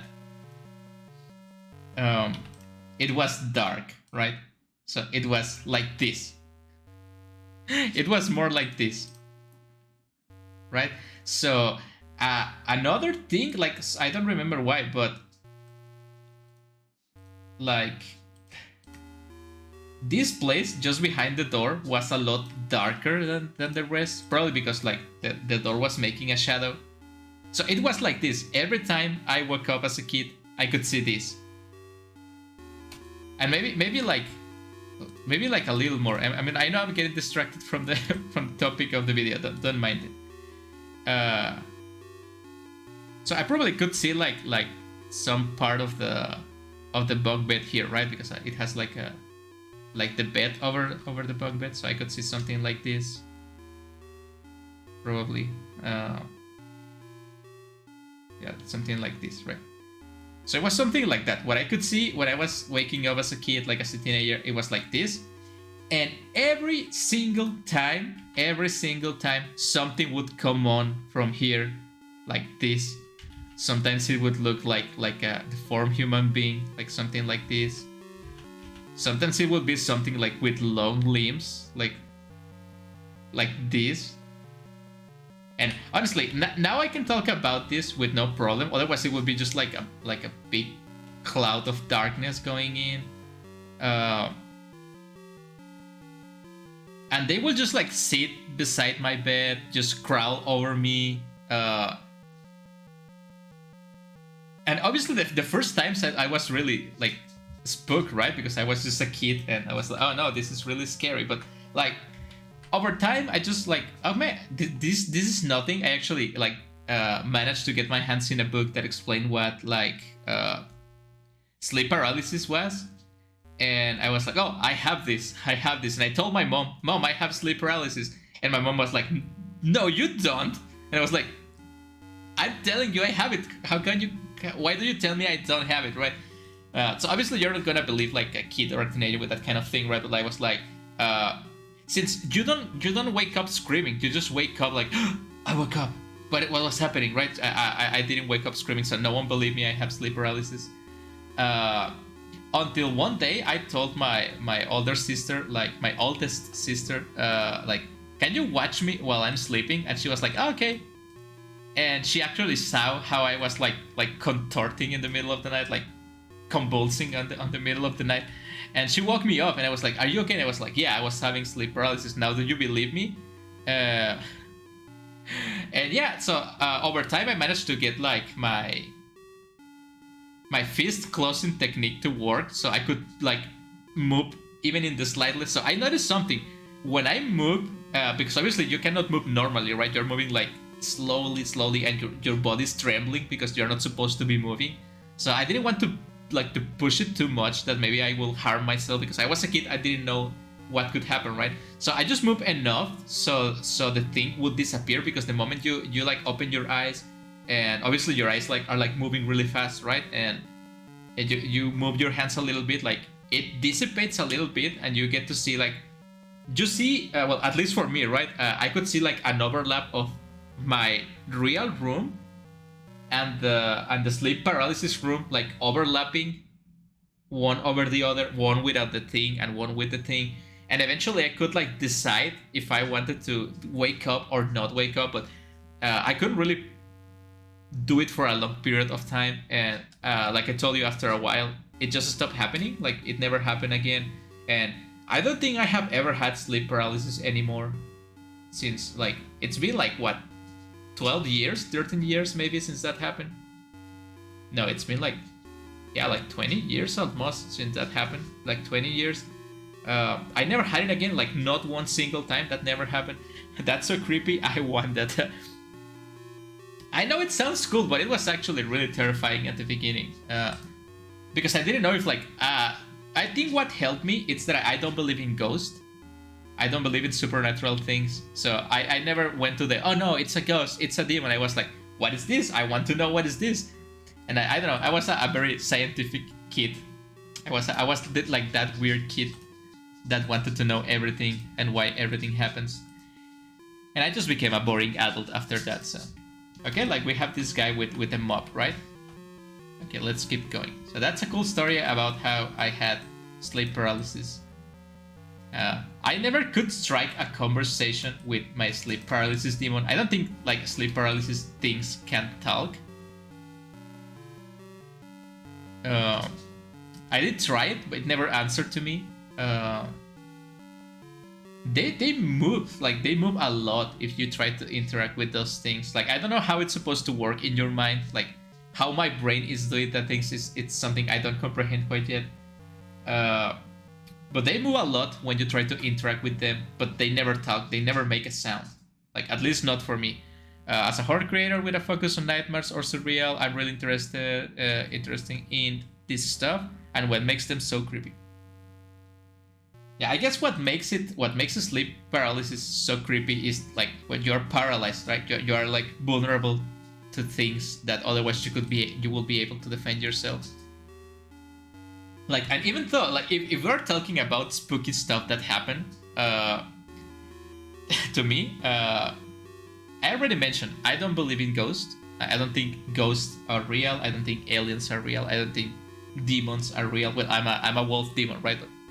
I'm a virtual demon wolf, not an actual demon wolf. But there's one thing, I cannot find an explanation for what happened. Like, even if it happened when I was a kid, like I was like 9 years old, so I might be missing details. Like I might be missing details about the story that I don't remember. This happened when I was a kid. I already mentioned that, and I was staying at my grandma's house, I think. Yeah, I was staying at grandma's house, and it was like about to be midnight, and I was watching. Well, I have to explain this. So back then, my family was like really poor. We didn't have like cable TV, but my grandma has like that like satellite TV, like direct TV, I think it was. With a bunch of cool channels, right? Like otherwise I wouldn't be able to see at my house. So I was like watching like cartoons and movies at like 11 p.m. when I was a kid. Like I want to see all of this before I go back to my parents' house, right? And I was just laying there in the couch watching TV. Yeah, I was a little bit sleepy and I was a kid, right? So that might explain a lot of things maybe. But then I like straight up, I'm not gonna lie to you, straight up I heard the noise of chains being like chains on the floor. Like I'm terrible at making sound effects, right? But it was like this.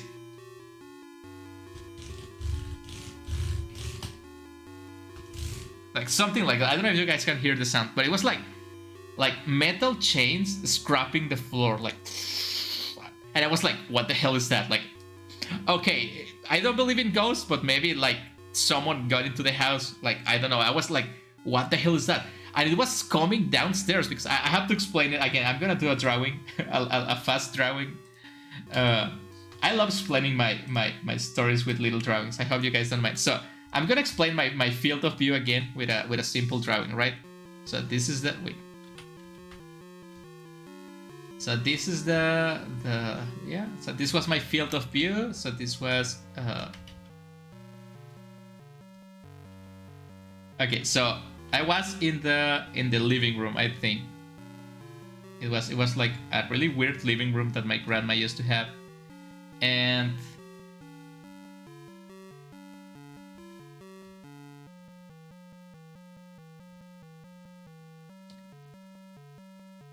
so there was this. I don't know how to draw this so it makes sense.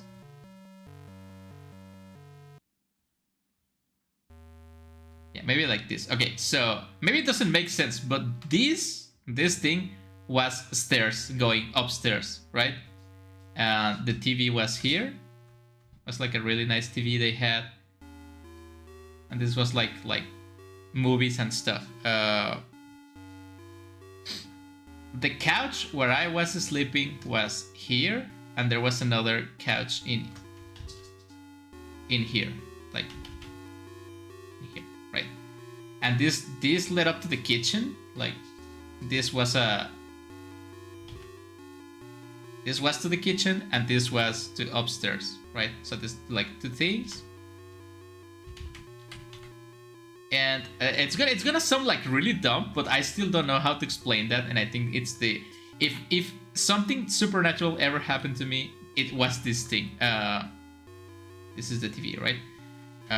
Let's make it a TV like this. I actually had supernatural experiences happening to me, and I believe in ghosts to this day. Also, I'd say there was something outside making a sound similar to chains.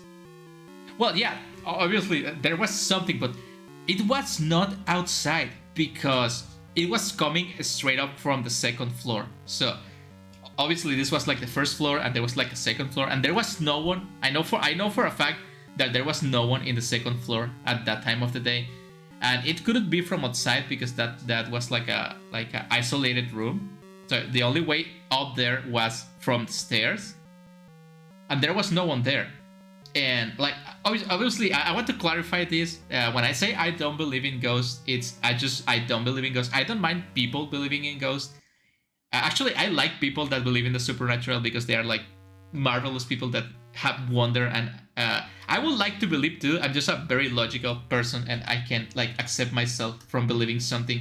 But it's cool. Like I like people that believe in that. I don't have a problem with people believing this. I'm not gonna get too intense over this, right? So I was here. Like this was me. Let's use a stick figure, right? This was me sleeping on the couch. That was me.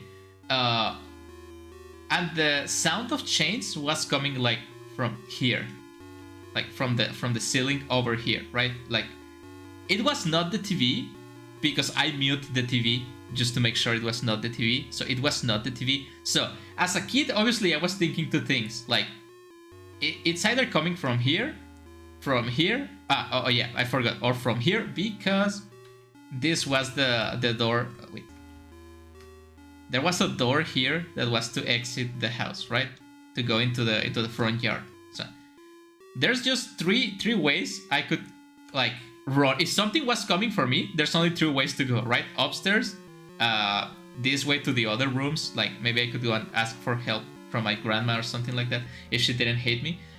Or like get away from the house, right? So the chain noises was coming from here. And I was like, okay, so that means this it's safe to go, right? So it's either coming from here or from here.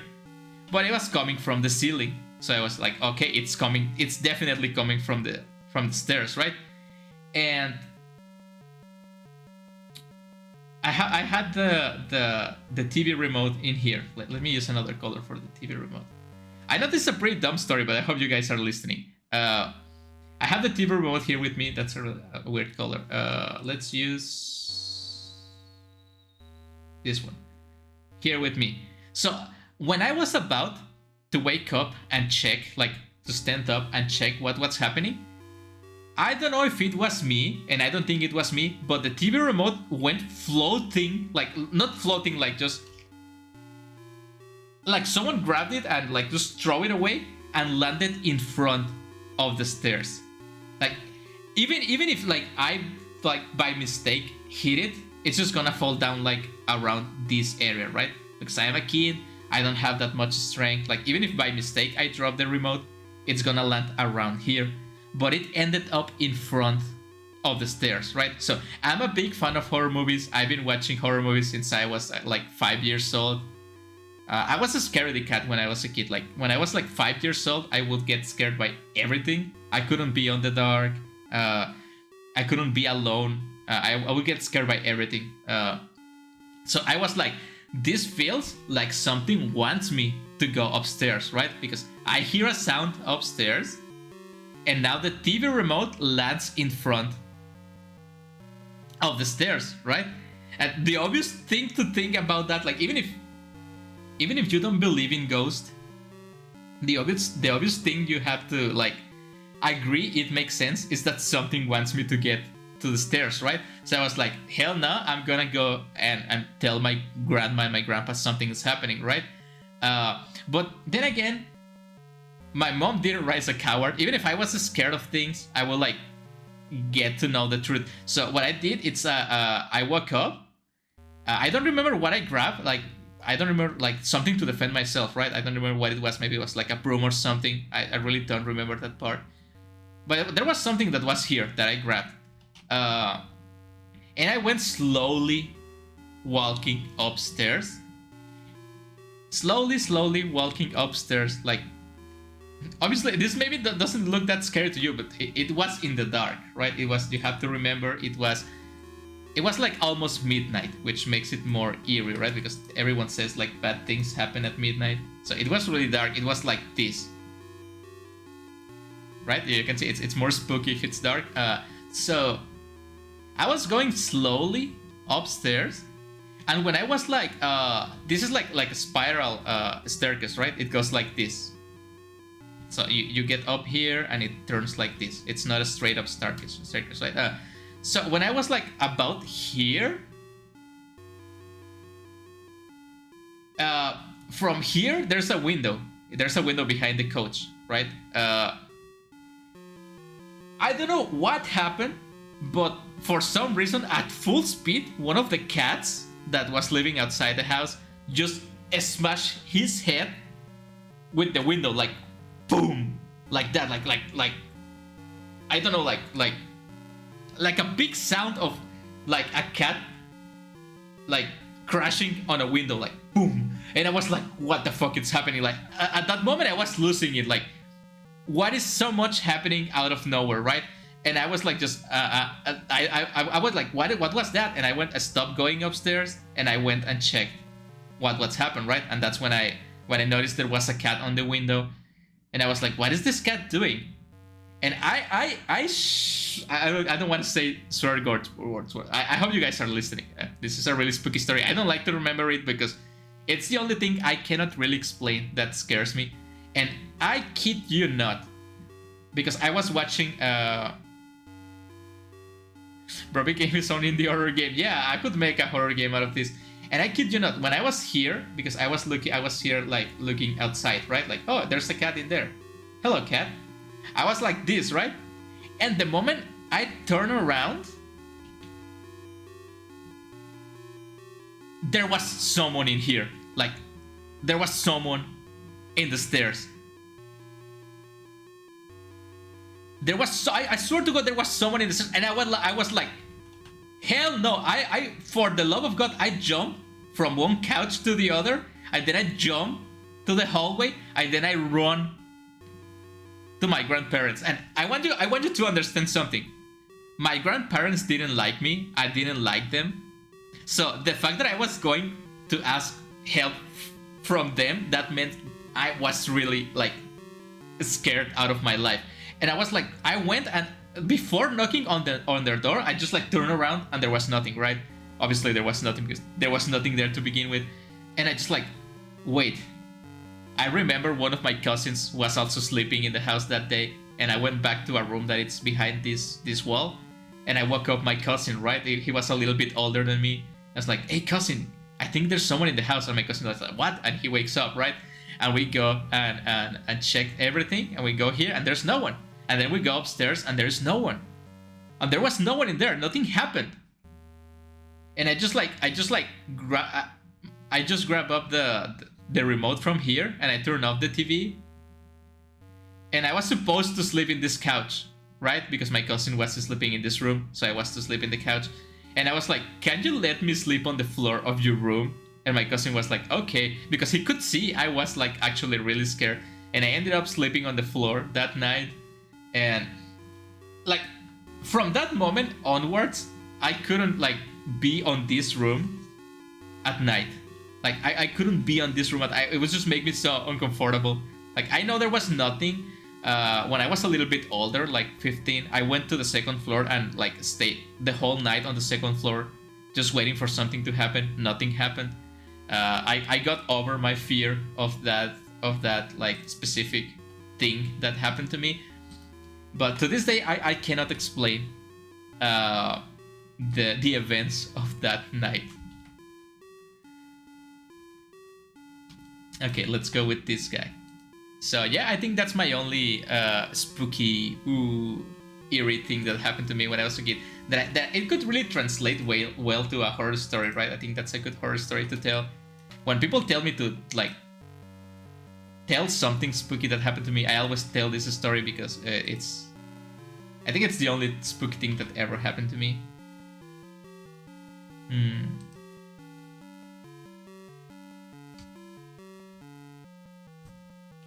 Well, I have a few more. I don't know if you guys want me to tell spooky stories where I'm drawing.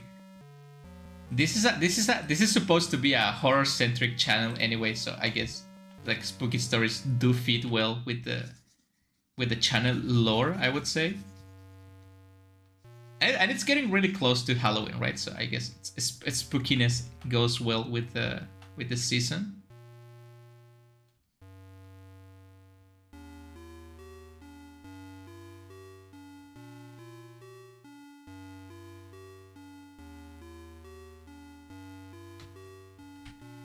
But yeah, that's the thing I cannot get over. Like, never, ever, ever.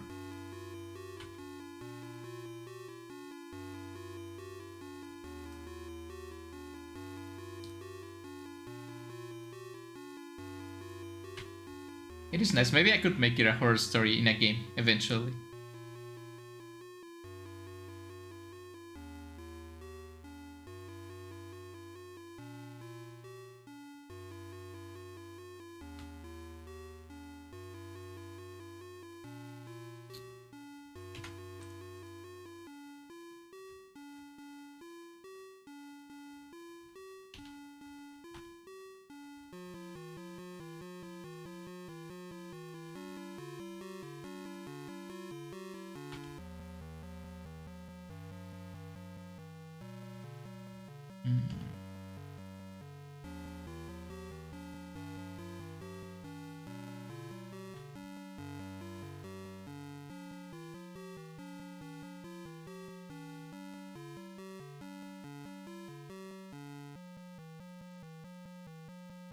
Imago, now I'm getting sleepy. Okay, have a nice rest.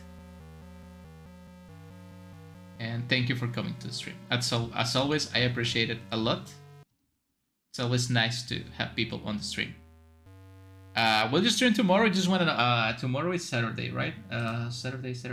It's and I'm not gonna be streaming tomorrow. I think Saturday and Sunday are not good days for me, so I'm not gonna be streaming those days. You can rest from me those days. I'm gonna be back on Monday with some stuff. So yeah, tomorrow no stream. Just gonna be Monday and Tuesday. Yeah. So no streams from me on those days. Damn it, it's hard to get these eyes with the limited amount of pixels I have. I can just make like this. No. Alright, have a good day. I hope you have a nice night, I think, too. Yeah, it should be like early morning, I think, right?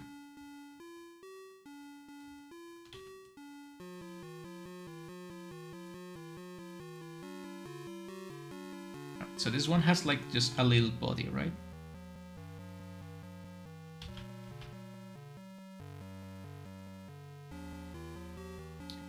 Oh, it's been almost 2 hours of a stream. I'm not even close to finishing. I think I'm gonna finish this one and I'm gonna call it a day, because I have other things to attend.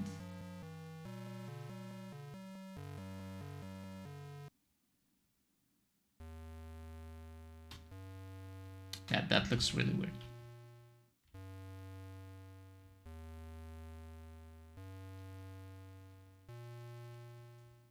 I don't think that's it.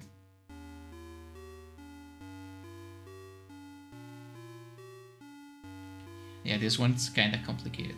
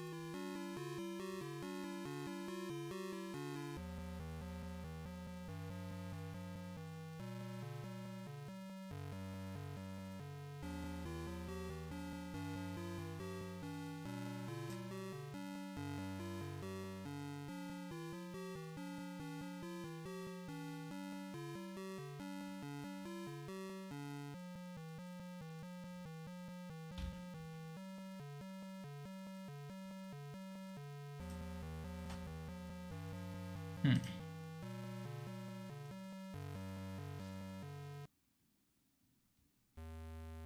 Oh yeah, there was also another topic of conversation I had here that was the PlayStation Showcase, right? I was gonna compare the PlayStation Showcase to the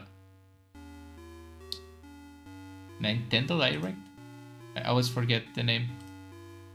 Um, so what did they show for the PlayStation Showcase? They showed like aside they show a lot of like unnecessary stuff, right? That's what I feel it's boring about this most recent showcase. That like, oh, a new Genshin Impact update. Like, is it really necessary to tell people in a PlayStation focused stream or like announcement thing about Genshin Impact? Like, Genshin Impact has its own ways of tell people about updates. There's no need to put that into. So the thing with this one, it's I have to make the separation, right? Like this. It also has really small legs. So maybe I'm just gonna.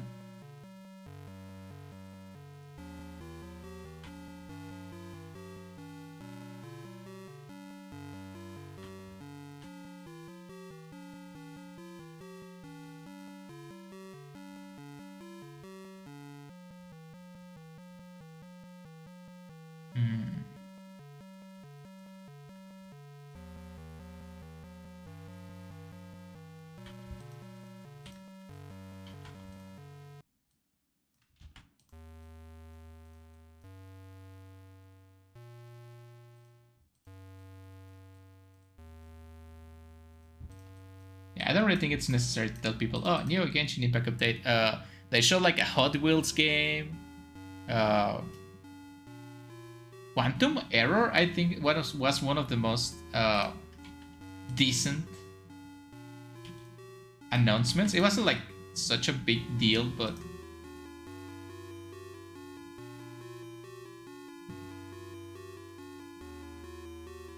yeah, I don't think this is working as intended.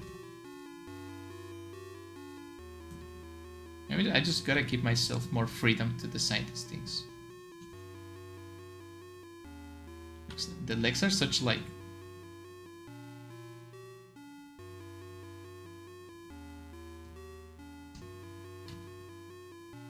that, right? It's more like that. It has like really long outstretched arms.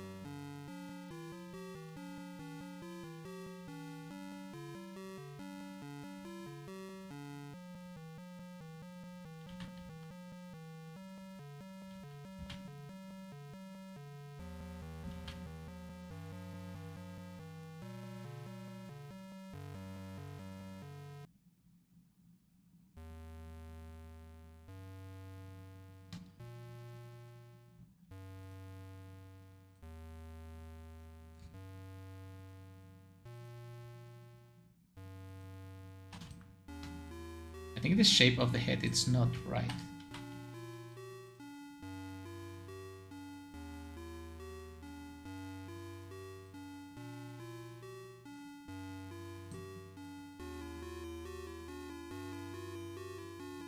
It's like more cranial head.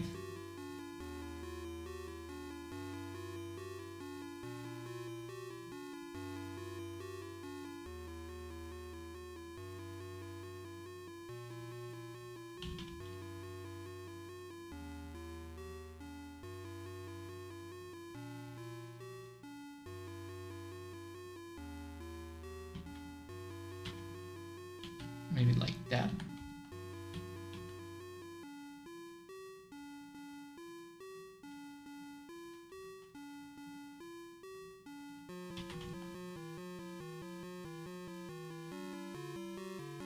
I'm back. Hello, Rob and Gina. Thank you for coming back. I'm trying to draw the final character for today's stream, and it's gonna be, I'm gonna call it a day. So yeah, like I was mentioning, they like even show like a Baby Shark game at the PlayStation Showcase, and it was like, why? I know there's kids that play games, that's totally okay, right?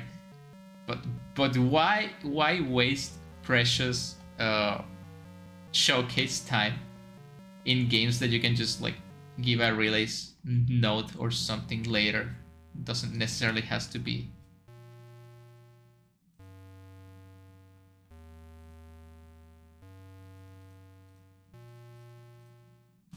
Yeah, like that. That's much better. They show another NASCAR game, but it looks like more of like arcade. I think it's called Arcade Rush. They show Isekai Rondo, that at this point I'm kind of sick of RPG, like Japanese RPG generic games.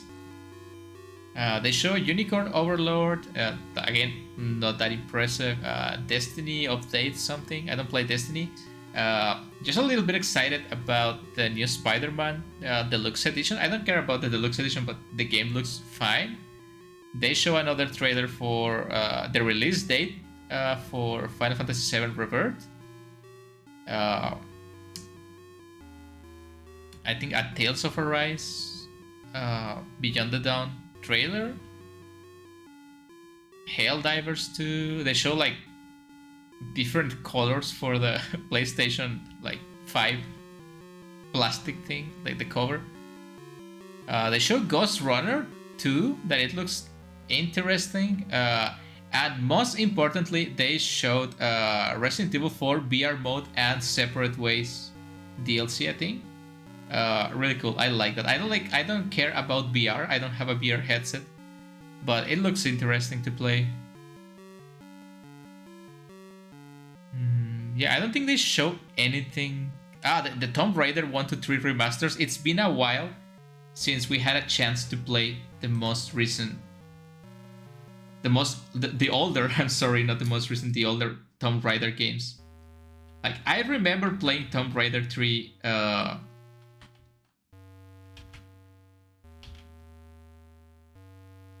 when I was a kid at like one of my like aunt's PCs or something. Like, it's a really old set of games, and it's just sad that it's a remaster and not a remake, because remasters don't really do it for me. They still have very outdated controls, so it's kind of sad. They show Romance of the of the Three Kingdoms 8. I'm sorry, of the 8 Kingdoms.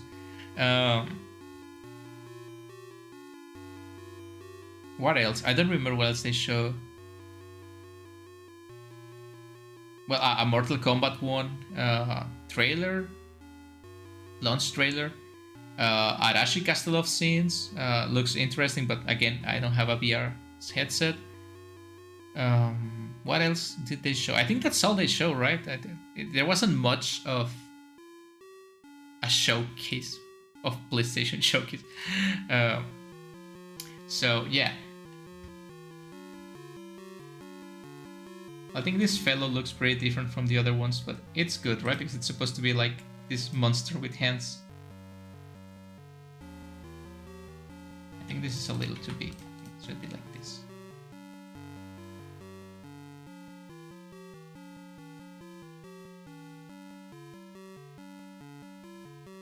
Well, it looks more or less the same.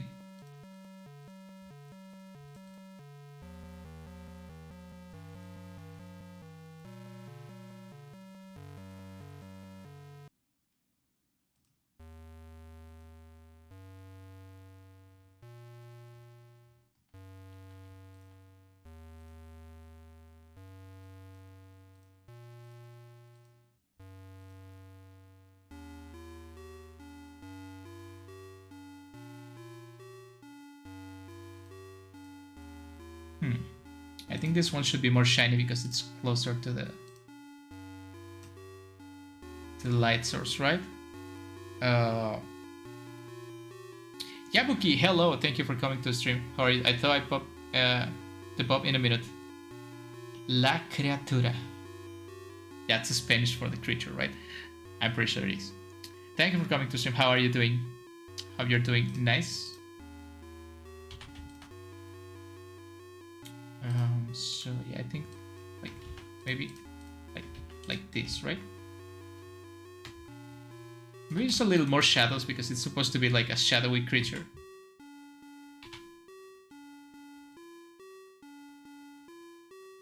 It's really interesting to see all the different designs of monsters from a lot of different developers, right? Not necessarily monsters, just like creatures. It's cool to see. Even I was like talking about approaching.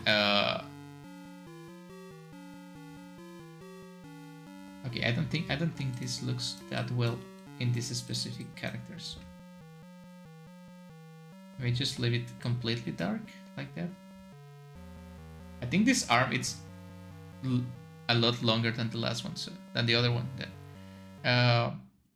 I'm doing well, just working on dev stuff. I know it was a while ago, but there was a storm, tsunami, something like that in your area. Is your house okay? Oh, it's yeah, it's quite a while. It was a hurricane, right?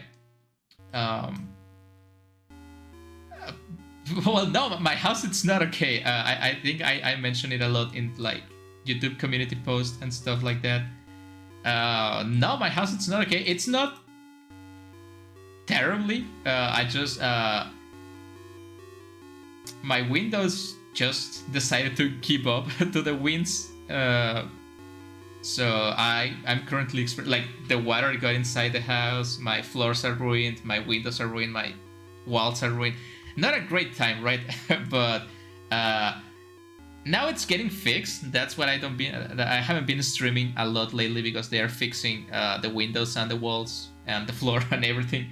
So they're making a lot of noise. I don't have time to stream or record games even when I'm at home because I have to be like supervising that they're making the repairs properly. So this is gonna be I'm gonna be on repair mode like all of this month. Hopefully when October hits I'm gonna be okay. But yeah, I'm okay. My dogs are okay. It's the thing that matters, right? That me and my dogs are okay. But the house it's not. It's definitely not okay.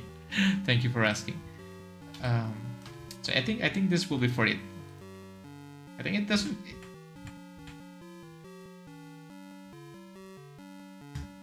It has kind of like a purplish coat, right? In this part.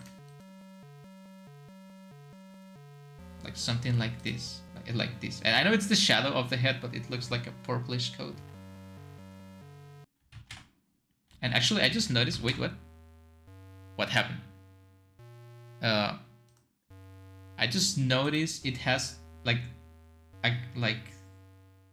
the width of the arm, it's lower the longer it goes, so maybe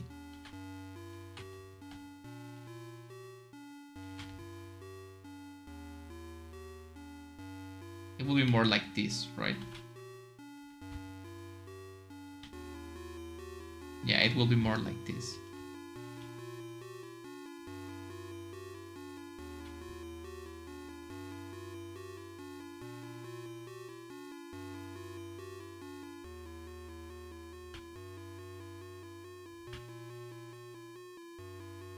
Maybe not.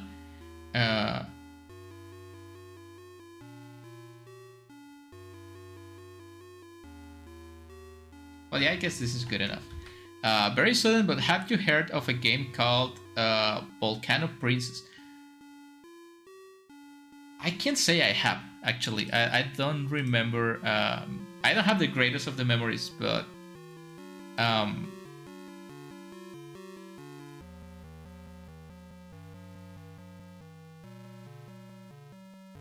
I don't think I have. Volcano Princess. Let me. It's on itch.io. Let me search for it. I'm always searching for more games to play. No,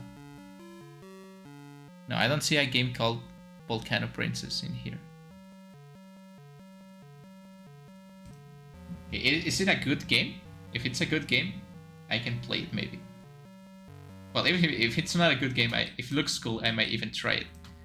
So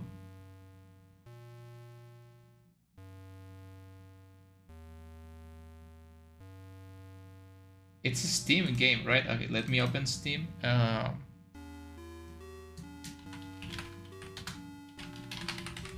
Volcano Princess. Here it is. Okay, let's give it a go. Volcano Princess by Egg Hatcher Games. Prepare the next monarch by finding her hobbies, training her for battle, and befriending the citizens she'll one day protect. Dive into an all-new parenting simulator RPG.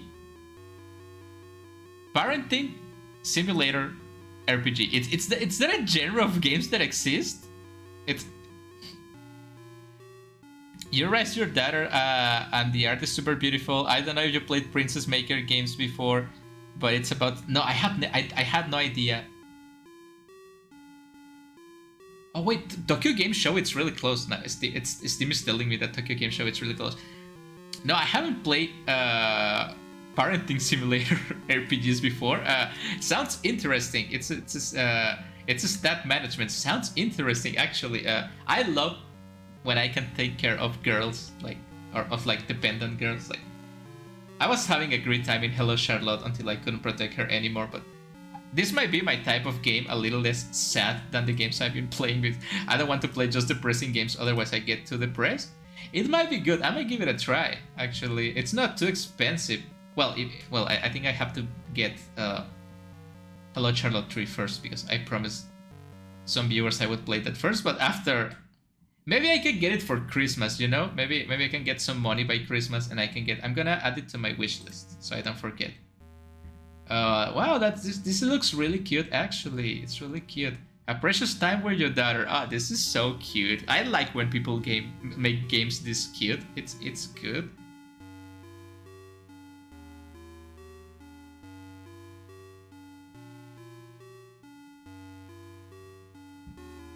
Volcano Princess. What other things by Ed Hatcher?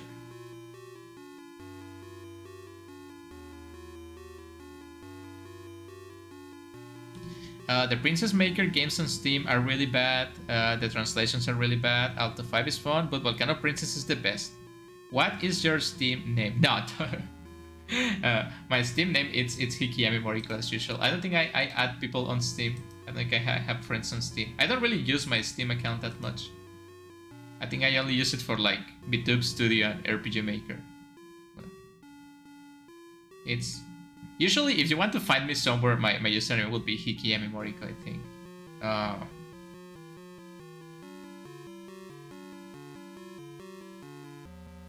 Gamera Games. Volcano Princess. Now I'm curious about this type of games. I will have to check it out later. I'm gonna watch a few, like, other games of that kind of genre. Maybe there's like a free one I can try to get the gist of things. Well, I think that's gonna be it for today. It's been 2 hours of stream. I made like 1, 2, 3, 4, 5. Only 5 in 2 hours. Well, I'm really bad at this. I wanted to make 9. Well, I reckon I can make 1 more, right? So at least we can make 6. There's also Liarland. Okay, you're gonna make me check Steam games on my... Whatever. Liarland.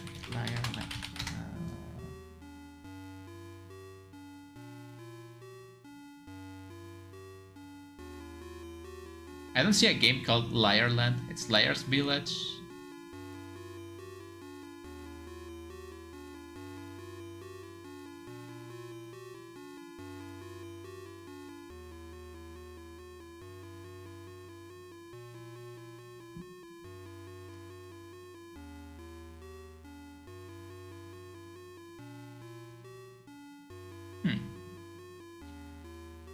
Okay, yeah, that sounds interesting. I think I'm gonna do 1 more, just to...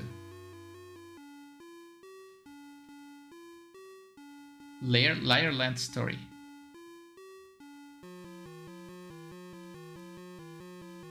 Whoopsie, it's okay. We all have typos.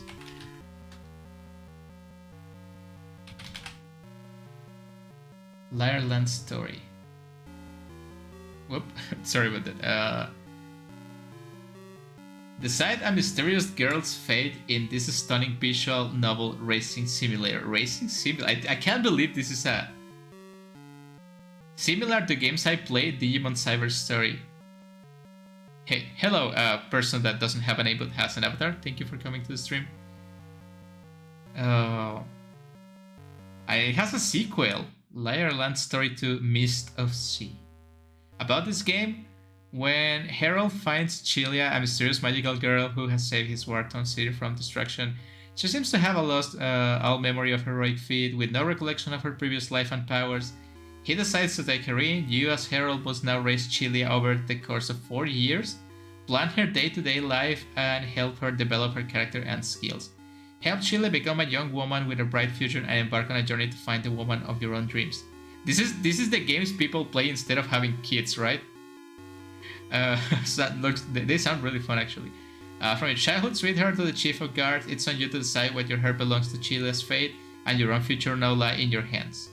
Key features: raise Chilia. The moment you find Chilia, decide not to just take her under your wing, but to raise her. Every decision you make will impact her traits and opinions, so choose your answers to her questions wisely. Plan Chilia's days. Discover the mysteries of her Chilia's past. Find true love. Raising a child can be tough, so don't forget to search for your own happiness as well. You might find love in the most unexpected places or with the people you least expect, and some friends or enemies, quote unquote, may turn to lovers. I don't know why, but this game sounds like I know someone that would really love this kind of games. I'm gonna show these games to. I'm gonna add this one to the wishlist too. I'm gonna show these games to my friend. There's a friend of my Discord server from Grand Blue Fantasy that really likes these kind of games, like Animal Crossing and that kind of stuff that you have to manage resources. But these ones look really cute, so I can wait for the sequel one day. I will have to try the first one before talking about the sequel. I guess I can use this one as a base for the next one, right? There's no harm in that.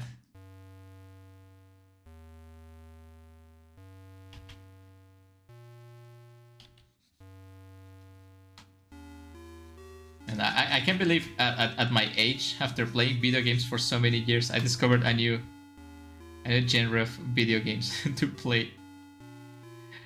A Rising Girl Simulator, huh?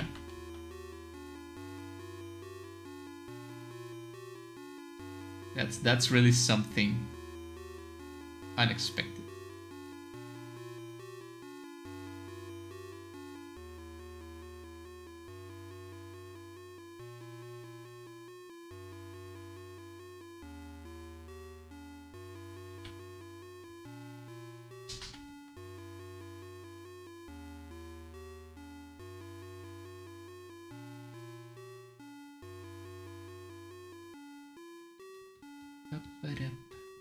What I was about to draw? Ah, yeah, this guy. I love that he has finger guns. Good old finger guns never disappoint anyone.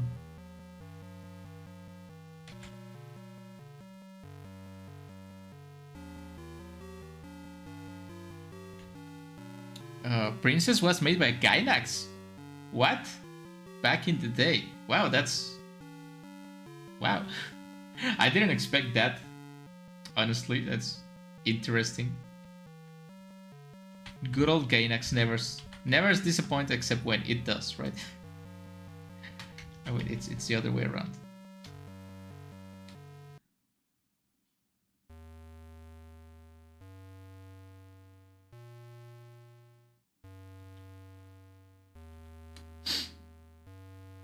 But yeah, it's been a while since I played games. I think it's hard to enjoy video games for me right now, since I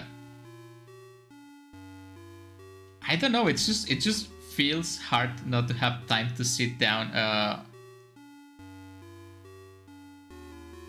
and play video games. It's just weird, right? That when you grow up, you don't have time to just sit down and do the things you enjoy. It feels weird, really weird.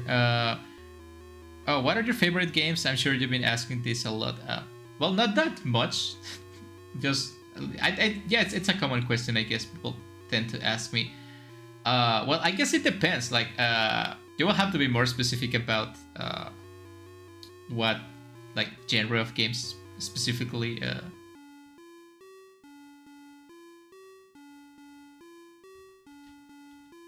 Like on the top of my head, like AAA games, indie games, it's hard to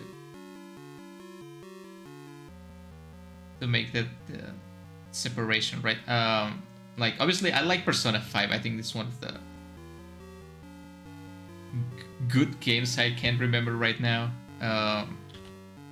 Persona 5, Nier Automata. It's of course one of my absolute favorite games of all time. I can't get over how good Nier Automata is. It just doesn't feel real that someone can make a game as good as Nier Automata. It's like the Catherine games. I also like the Catherine games a lot. Really, really good games too. Catherine Full Body, it's just a straight up masterpiece. Like honestly, it's such a good game.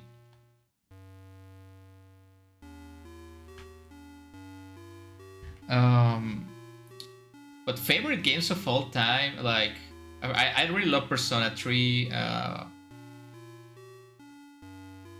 I think my first favorite game was The Legend of Zelda: A Link to the Past on the Super Nintendo. Obviously, I was very young when I was playing like Nintendo Zelda 1.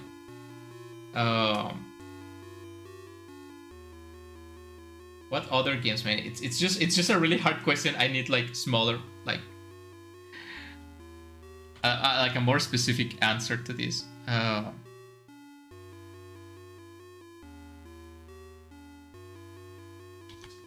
Drakengard's such a good game. Oh come on! I'm still streaming. Can you wait? Can you wait a moment, please? Thank you. Don't make sound during my stream. Come on.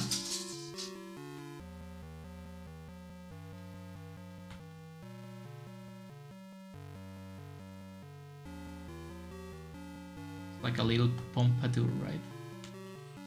No, what do you want? You already went to the bathroom. No. Shut it.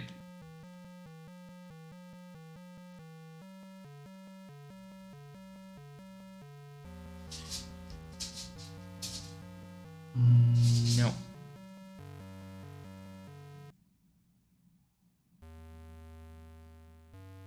Okay, this is really weird. Like platformers, I'm actually not that fond of platformers, I think. Oh, recently, and by recently I mean like last year, I played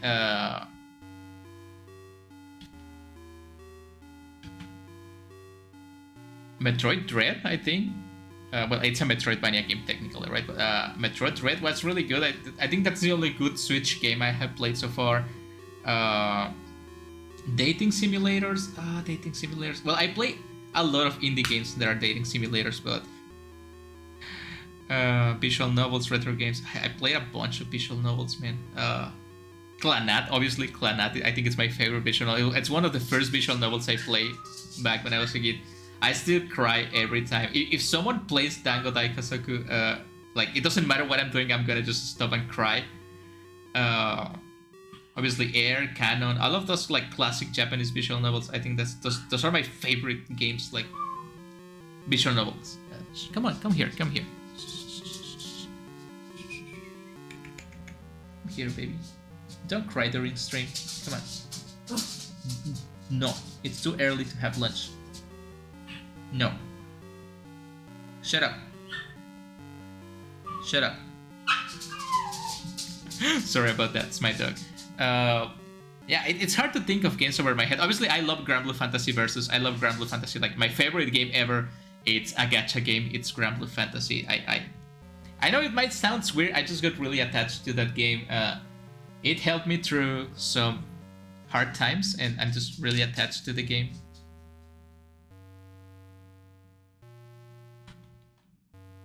It will be like this, right?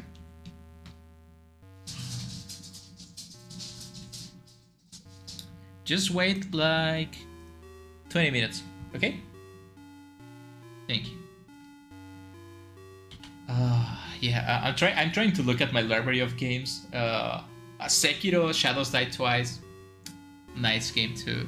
I actually don't like those like Dark Souls type of games.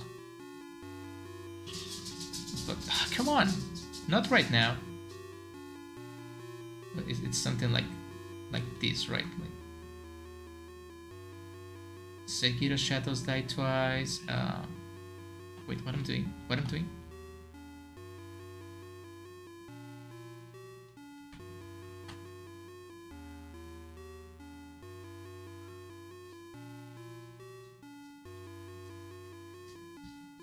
I hate Ars Story, but I love the music, the art. I love Misuzu.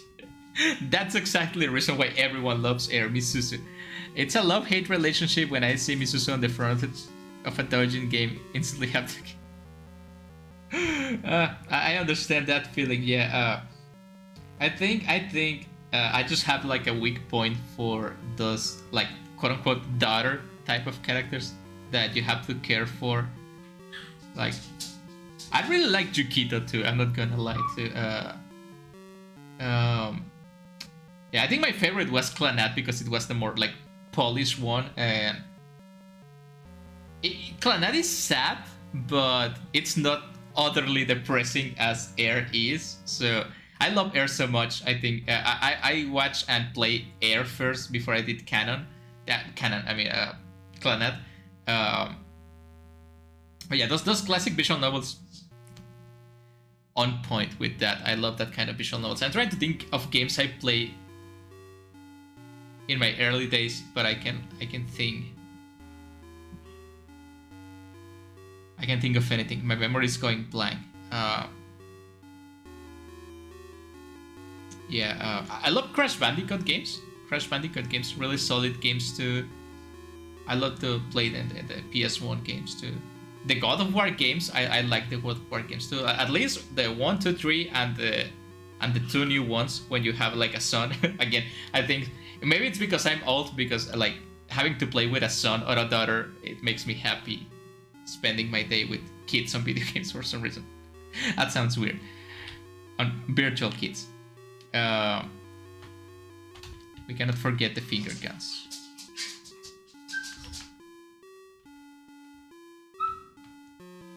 Can you wait, please? Just a little bit.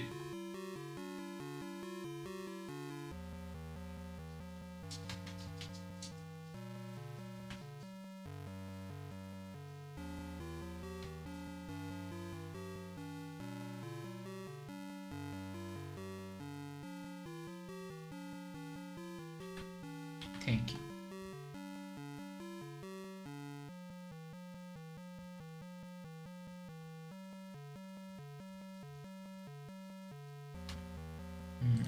Hello, Mamuterator. Thank you for coming to the stream. How are you doing?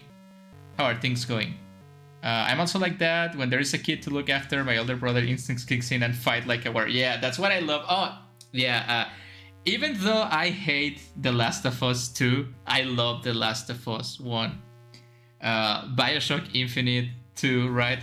Like having to protect what it ends up being your daughter. Spoilers alert, that game is like 20 years old, right? When you have to protect what ends up being your daughter, it just feels so good. Like Resident Evil 4 taking care of like Ashley too.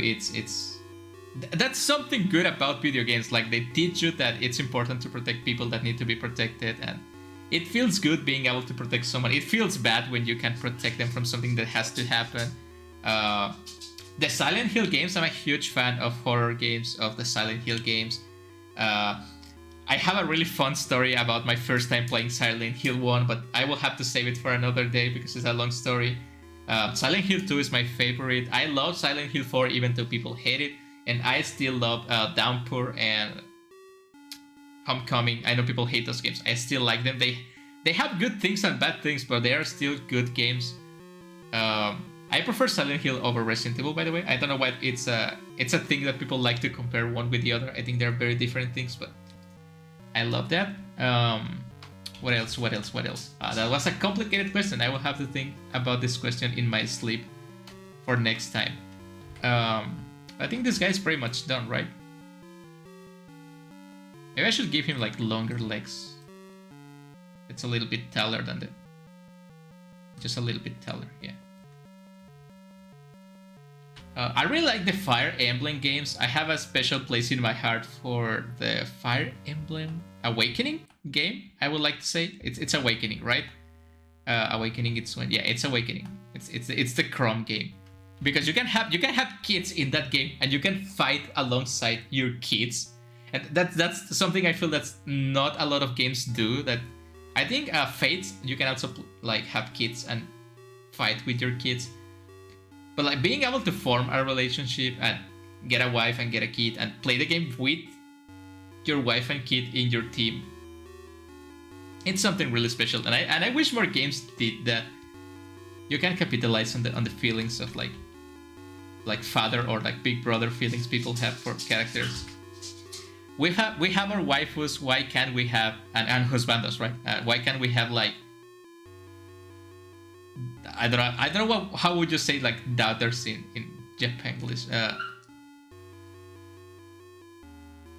like sons and daughters. I don't know. It would be nice. So yeah, I think I have time to make one more. I really want to progress into this because there's like 300 games I have to make fan art of, and it's gonna take a while.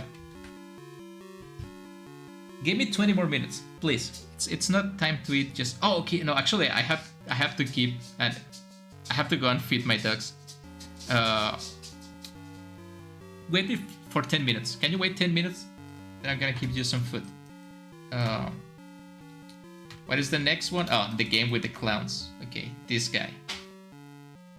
Yaru Yamasaki, hello. Thank you for coming to stream. Hi, I think your art looks really cute. Thank you. I really appreciate that. I still have long ways to go, but I do appreciate you saying that. Thank you so much. What other games I do like to play a lot? Actually, I was playing I don't know if you guys remember, but a few weeks ago, I didn't have like electricity, like electric power in my house, and I couldn't do anything. So I decided to grab my old 3DS, and I decided to play the Ace Attorney collection game. It was Ace Attorney, and I decided to play the first game of Ace Attorney, and I just can't get into it. I don't know why, but I just can't get into the Ace Attorney games.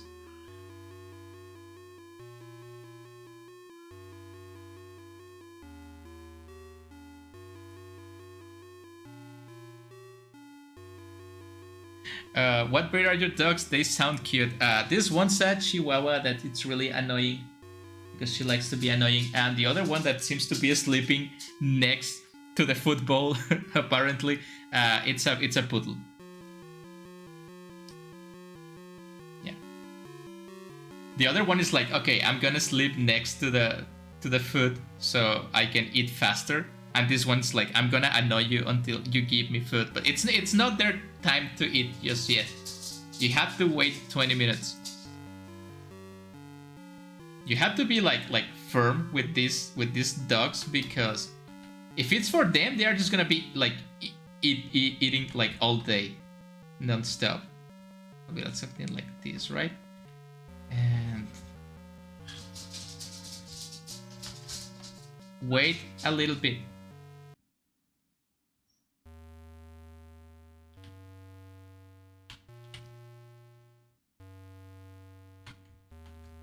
You can just eat everything every day, non-stop. Especially you that get sick every now and then.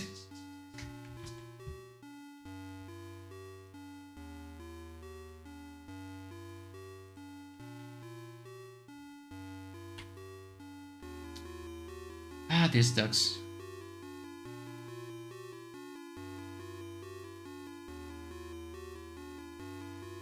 I love them, but they are like really annoying sometimes. Which is okay, I guess it's okay, but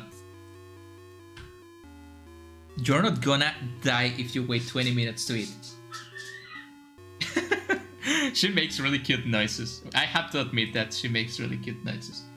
Uh, Bless them, please take good care of them. I prefer cats, but dogs are cute too. I'm allergic to cats, so I'm a dog person by default.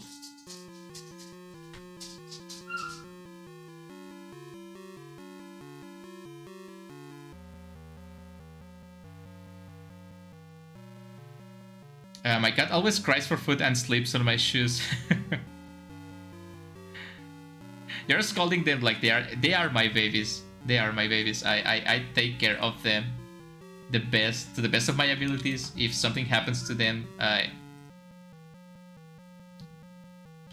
I'm just gonna be really sad if something happens to them. Like you wouldn't believe it, but this one that is crying here right now, she was really sick like a few months ago. Actually, I remember like even asked for money of you guys back then, because she was really sick and I didn't have enough money to get the meds. Shut up, please. And I couldn't get the meds for her to get better. Well, it's not that I couldn't afford them. It's like I got some meds, but they were not working. Like the treatment wasn't working, and she was like. She was not good. Like she was like almost done, and I went to a friend that it's a bet because I didn't have any more money, and he told me like, oh, you can give her this pill, right? And I was like, okay, I'm gonna try it because I'm really running out of options. And I like bless my friend, the smartest person I know.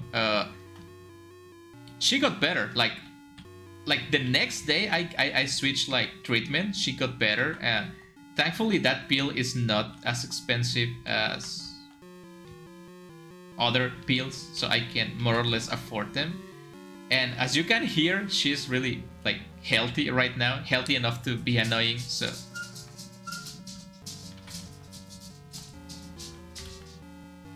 wait for me, baby, just a little bit, okay?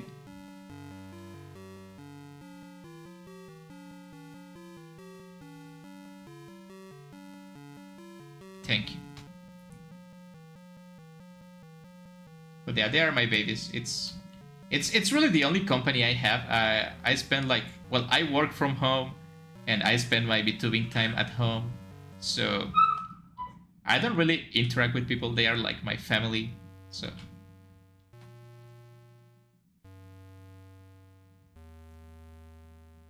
I just want to take good care of them. The best. I'm thinking of getting them like some like customs for Halloween. I went to Petco the other day actually to get them some food, right? Because this one has to eat like special medicinal food to be healthy. It cost $5 the can. Can you believe they sell like dog food that cost $5 each can? It's extremely expensive, but it's okay. It's for her health, right? So I went to Petco and I saw this.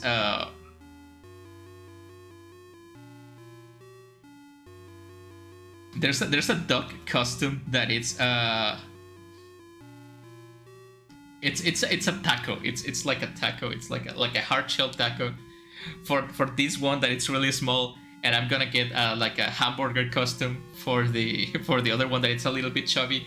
The poodle, it's chubby. It's really fat. It's not unhealthy fat. It's just chunky.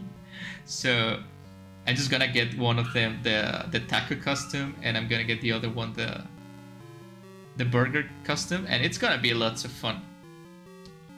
So I recently moved to a different house, like in a different part of the city, and kids here, they do get like to go out for Halloween. So I'm gonna give the kids some candy and have fun with the dogs on Halloween. It's gonna be really fun. Hopefully nothing bad happens between now and then. I think the arms are too big, right? I think it's okay. Don't say that, Liz, like a really good person. Thank you. I hope she doesn't get sick next time. Try not to let her outside in bad weather, so keep the window open when it's cold. Yeah, I try not to do that anymore. They just go into the backyard to like walk a little bit, and That's all. But yeah, it's just because it gets really windy in here sometimes, and yeah, my bed told me that come here, come here, come here, come here. So you shut up. Okay, if you want to say something, say it to the microphone. Say it to the microphone. Don't scratch the microphone. God damn it. Sorry about that, guys. No, now you're going down again. Don't scratch the microphone. Sorry about that. Le bebe, the baby. Puppy Fest, chubby baby. It's a chubby baby. It's if I'm not wrong, it's 10 kilograms of doggy. It's really fat. Okay, this is getting out of hand with the doggies. I'm just gonna finish this drawing and I'm gonna go and feed them. I'm gonna finish the stream after this drawing because they are trying to eat me alive if I don't give them food. So just gonna get over with this.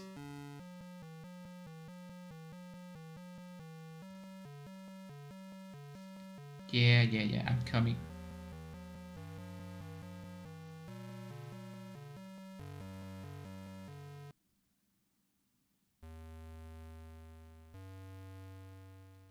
Though someone else here has for an errand, it doesn't.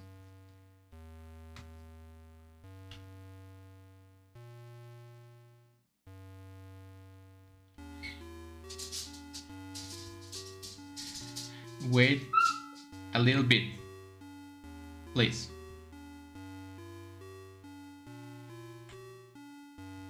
Wait, that's not.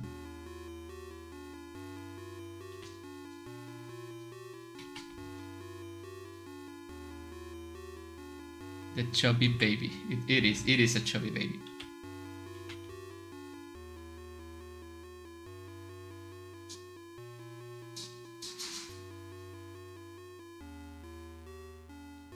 Actually, this is longer, right? This is way longer than.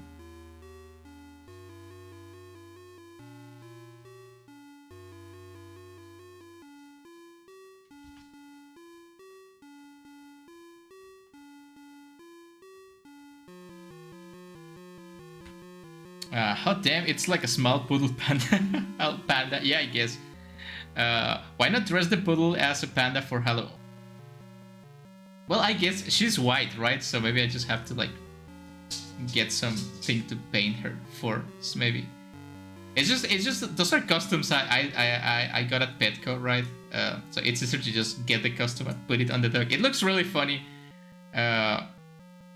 Godzilla outfit for Godzilla doggies. Yeah, there's a bunch of like I can't believe the amount of, I don't know if you guys have Petco where you live, but you will be surprised at the amount of like doggy stuff you can get for your doggies. It's unreal. Like there's a like a hot dog costume, like a sausage costume. It's a lot of things for doggies, and just it's just like 1 month for Halloween. There's still ways to go before Halloween, so there's still time to get something nice for the doggies.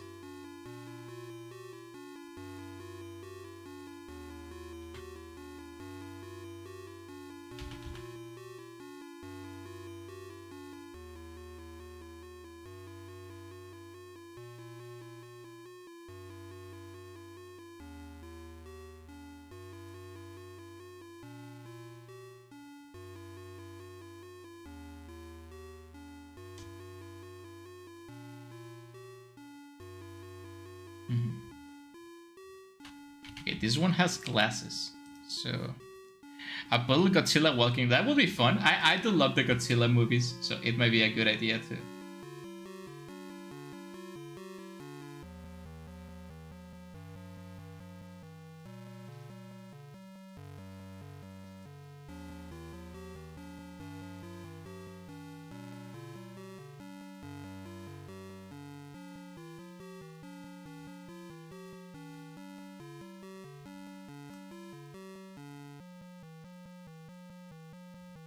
Like that, maybe.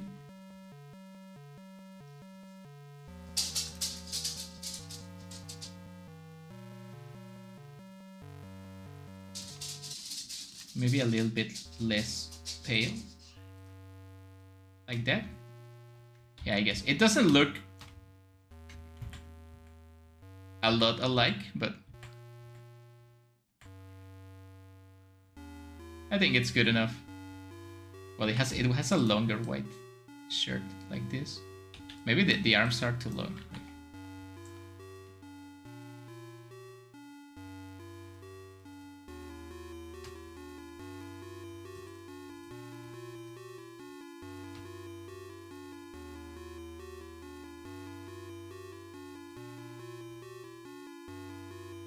Yeah, I think that's okay. Or you can buy her a small black beanie, or will that make her a Robert dog from the movies? Yeah, maybe. That would be nice too. I think like a hamburger fits her so well because she really likes to eat a lot. Like, I don't give her that many, like that much food or like that many not doggy treats. So it does. That's the thing. I don't know how she got like. I know how she got fat because like 5 years ago she had an operation, and after the operation the vet told me she's gonna get fat after the surgery, right? And she got fat, but she never lost the fat, and now she's just like a chunky doggy. It's funny. So yeah, she's not on healthy fat. She's just like fat. That's the thing. She's fat. She's really lazy, likes sleeping a lot. Like every time I'm working here on my house on the PC, or I'm like streaming or I'm recording, she's just sleeping under my feet. Like she just likes to sleep every moment of the day. And we do take walks like in the backyard because we can go outside because there's a bunch of like street dogs, so we cannot be outside. Again, I don't want them to get sick, right? So I don't take them to the park or anything like that because there's a bunch of like street dogs. Yeah, she's healthy, so don't worry about it. It's gonna be fun. I will try maybe to do an illustration of how they look with the costumes, right? But for now, thank you so much guys for watching. But it's been almost 3 hours of drawing. I ran out of time for today. So this is gonna be it for today, right? Like 1, 2, 3, 4, 5, 6, 7. 7 characters for one day. It's not too bad. We're gonna have these streams happening every week. So for now, on Monday, I'm not gonna be streaming on Monday, but I'm gonna upload the next Axel Villardoso game. On Tuesday, I'm gonna upload the second spin-off game from Hello Charlotte. On Friday, I'm gonna be streaming this kind of a stream again, and on Thursday, I'm gonna try to stream Nike drawing stream, right? So again, thank you so much for watching. I will see you guys in the next indie game stream or whatever I decide to do. See you later.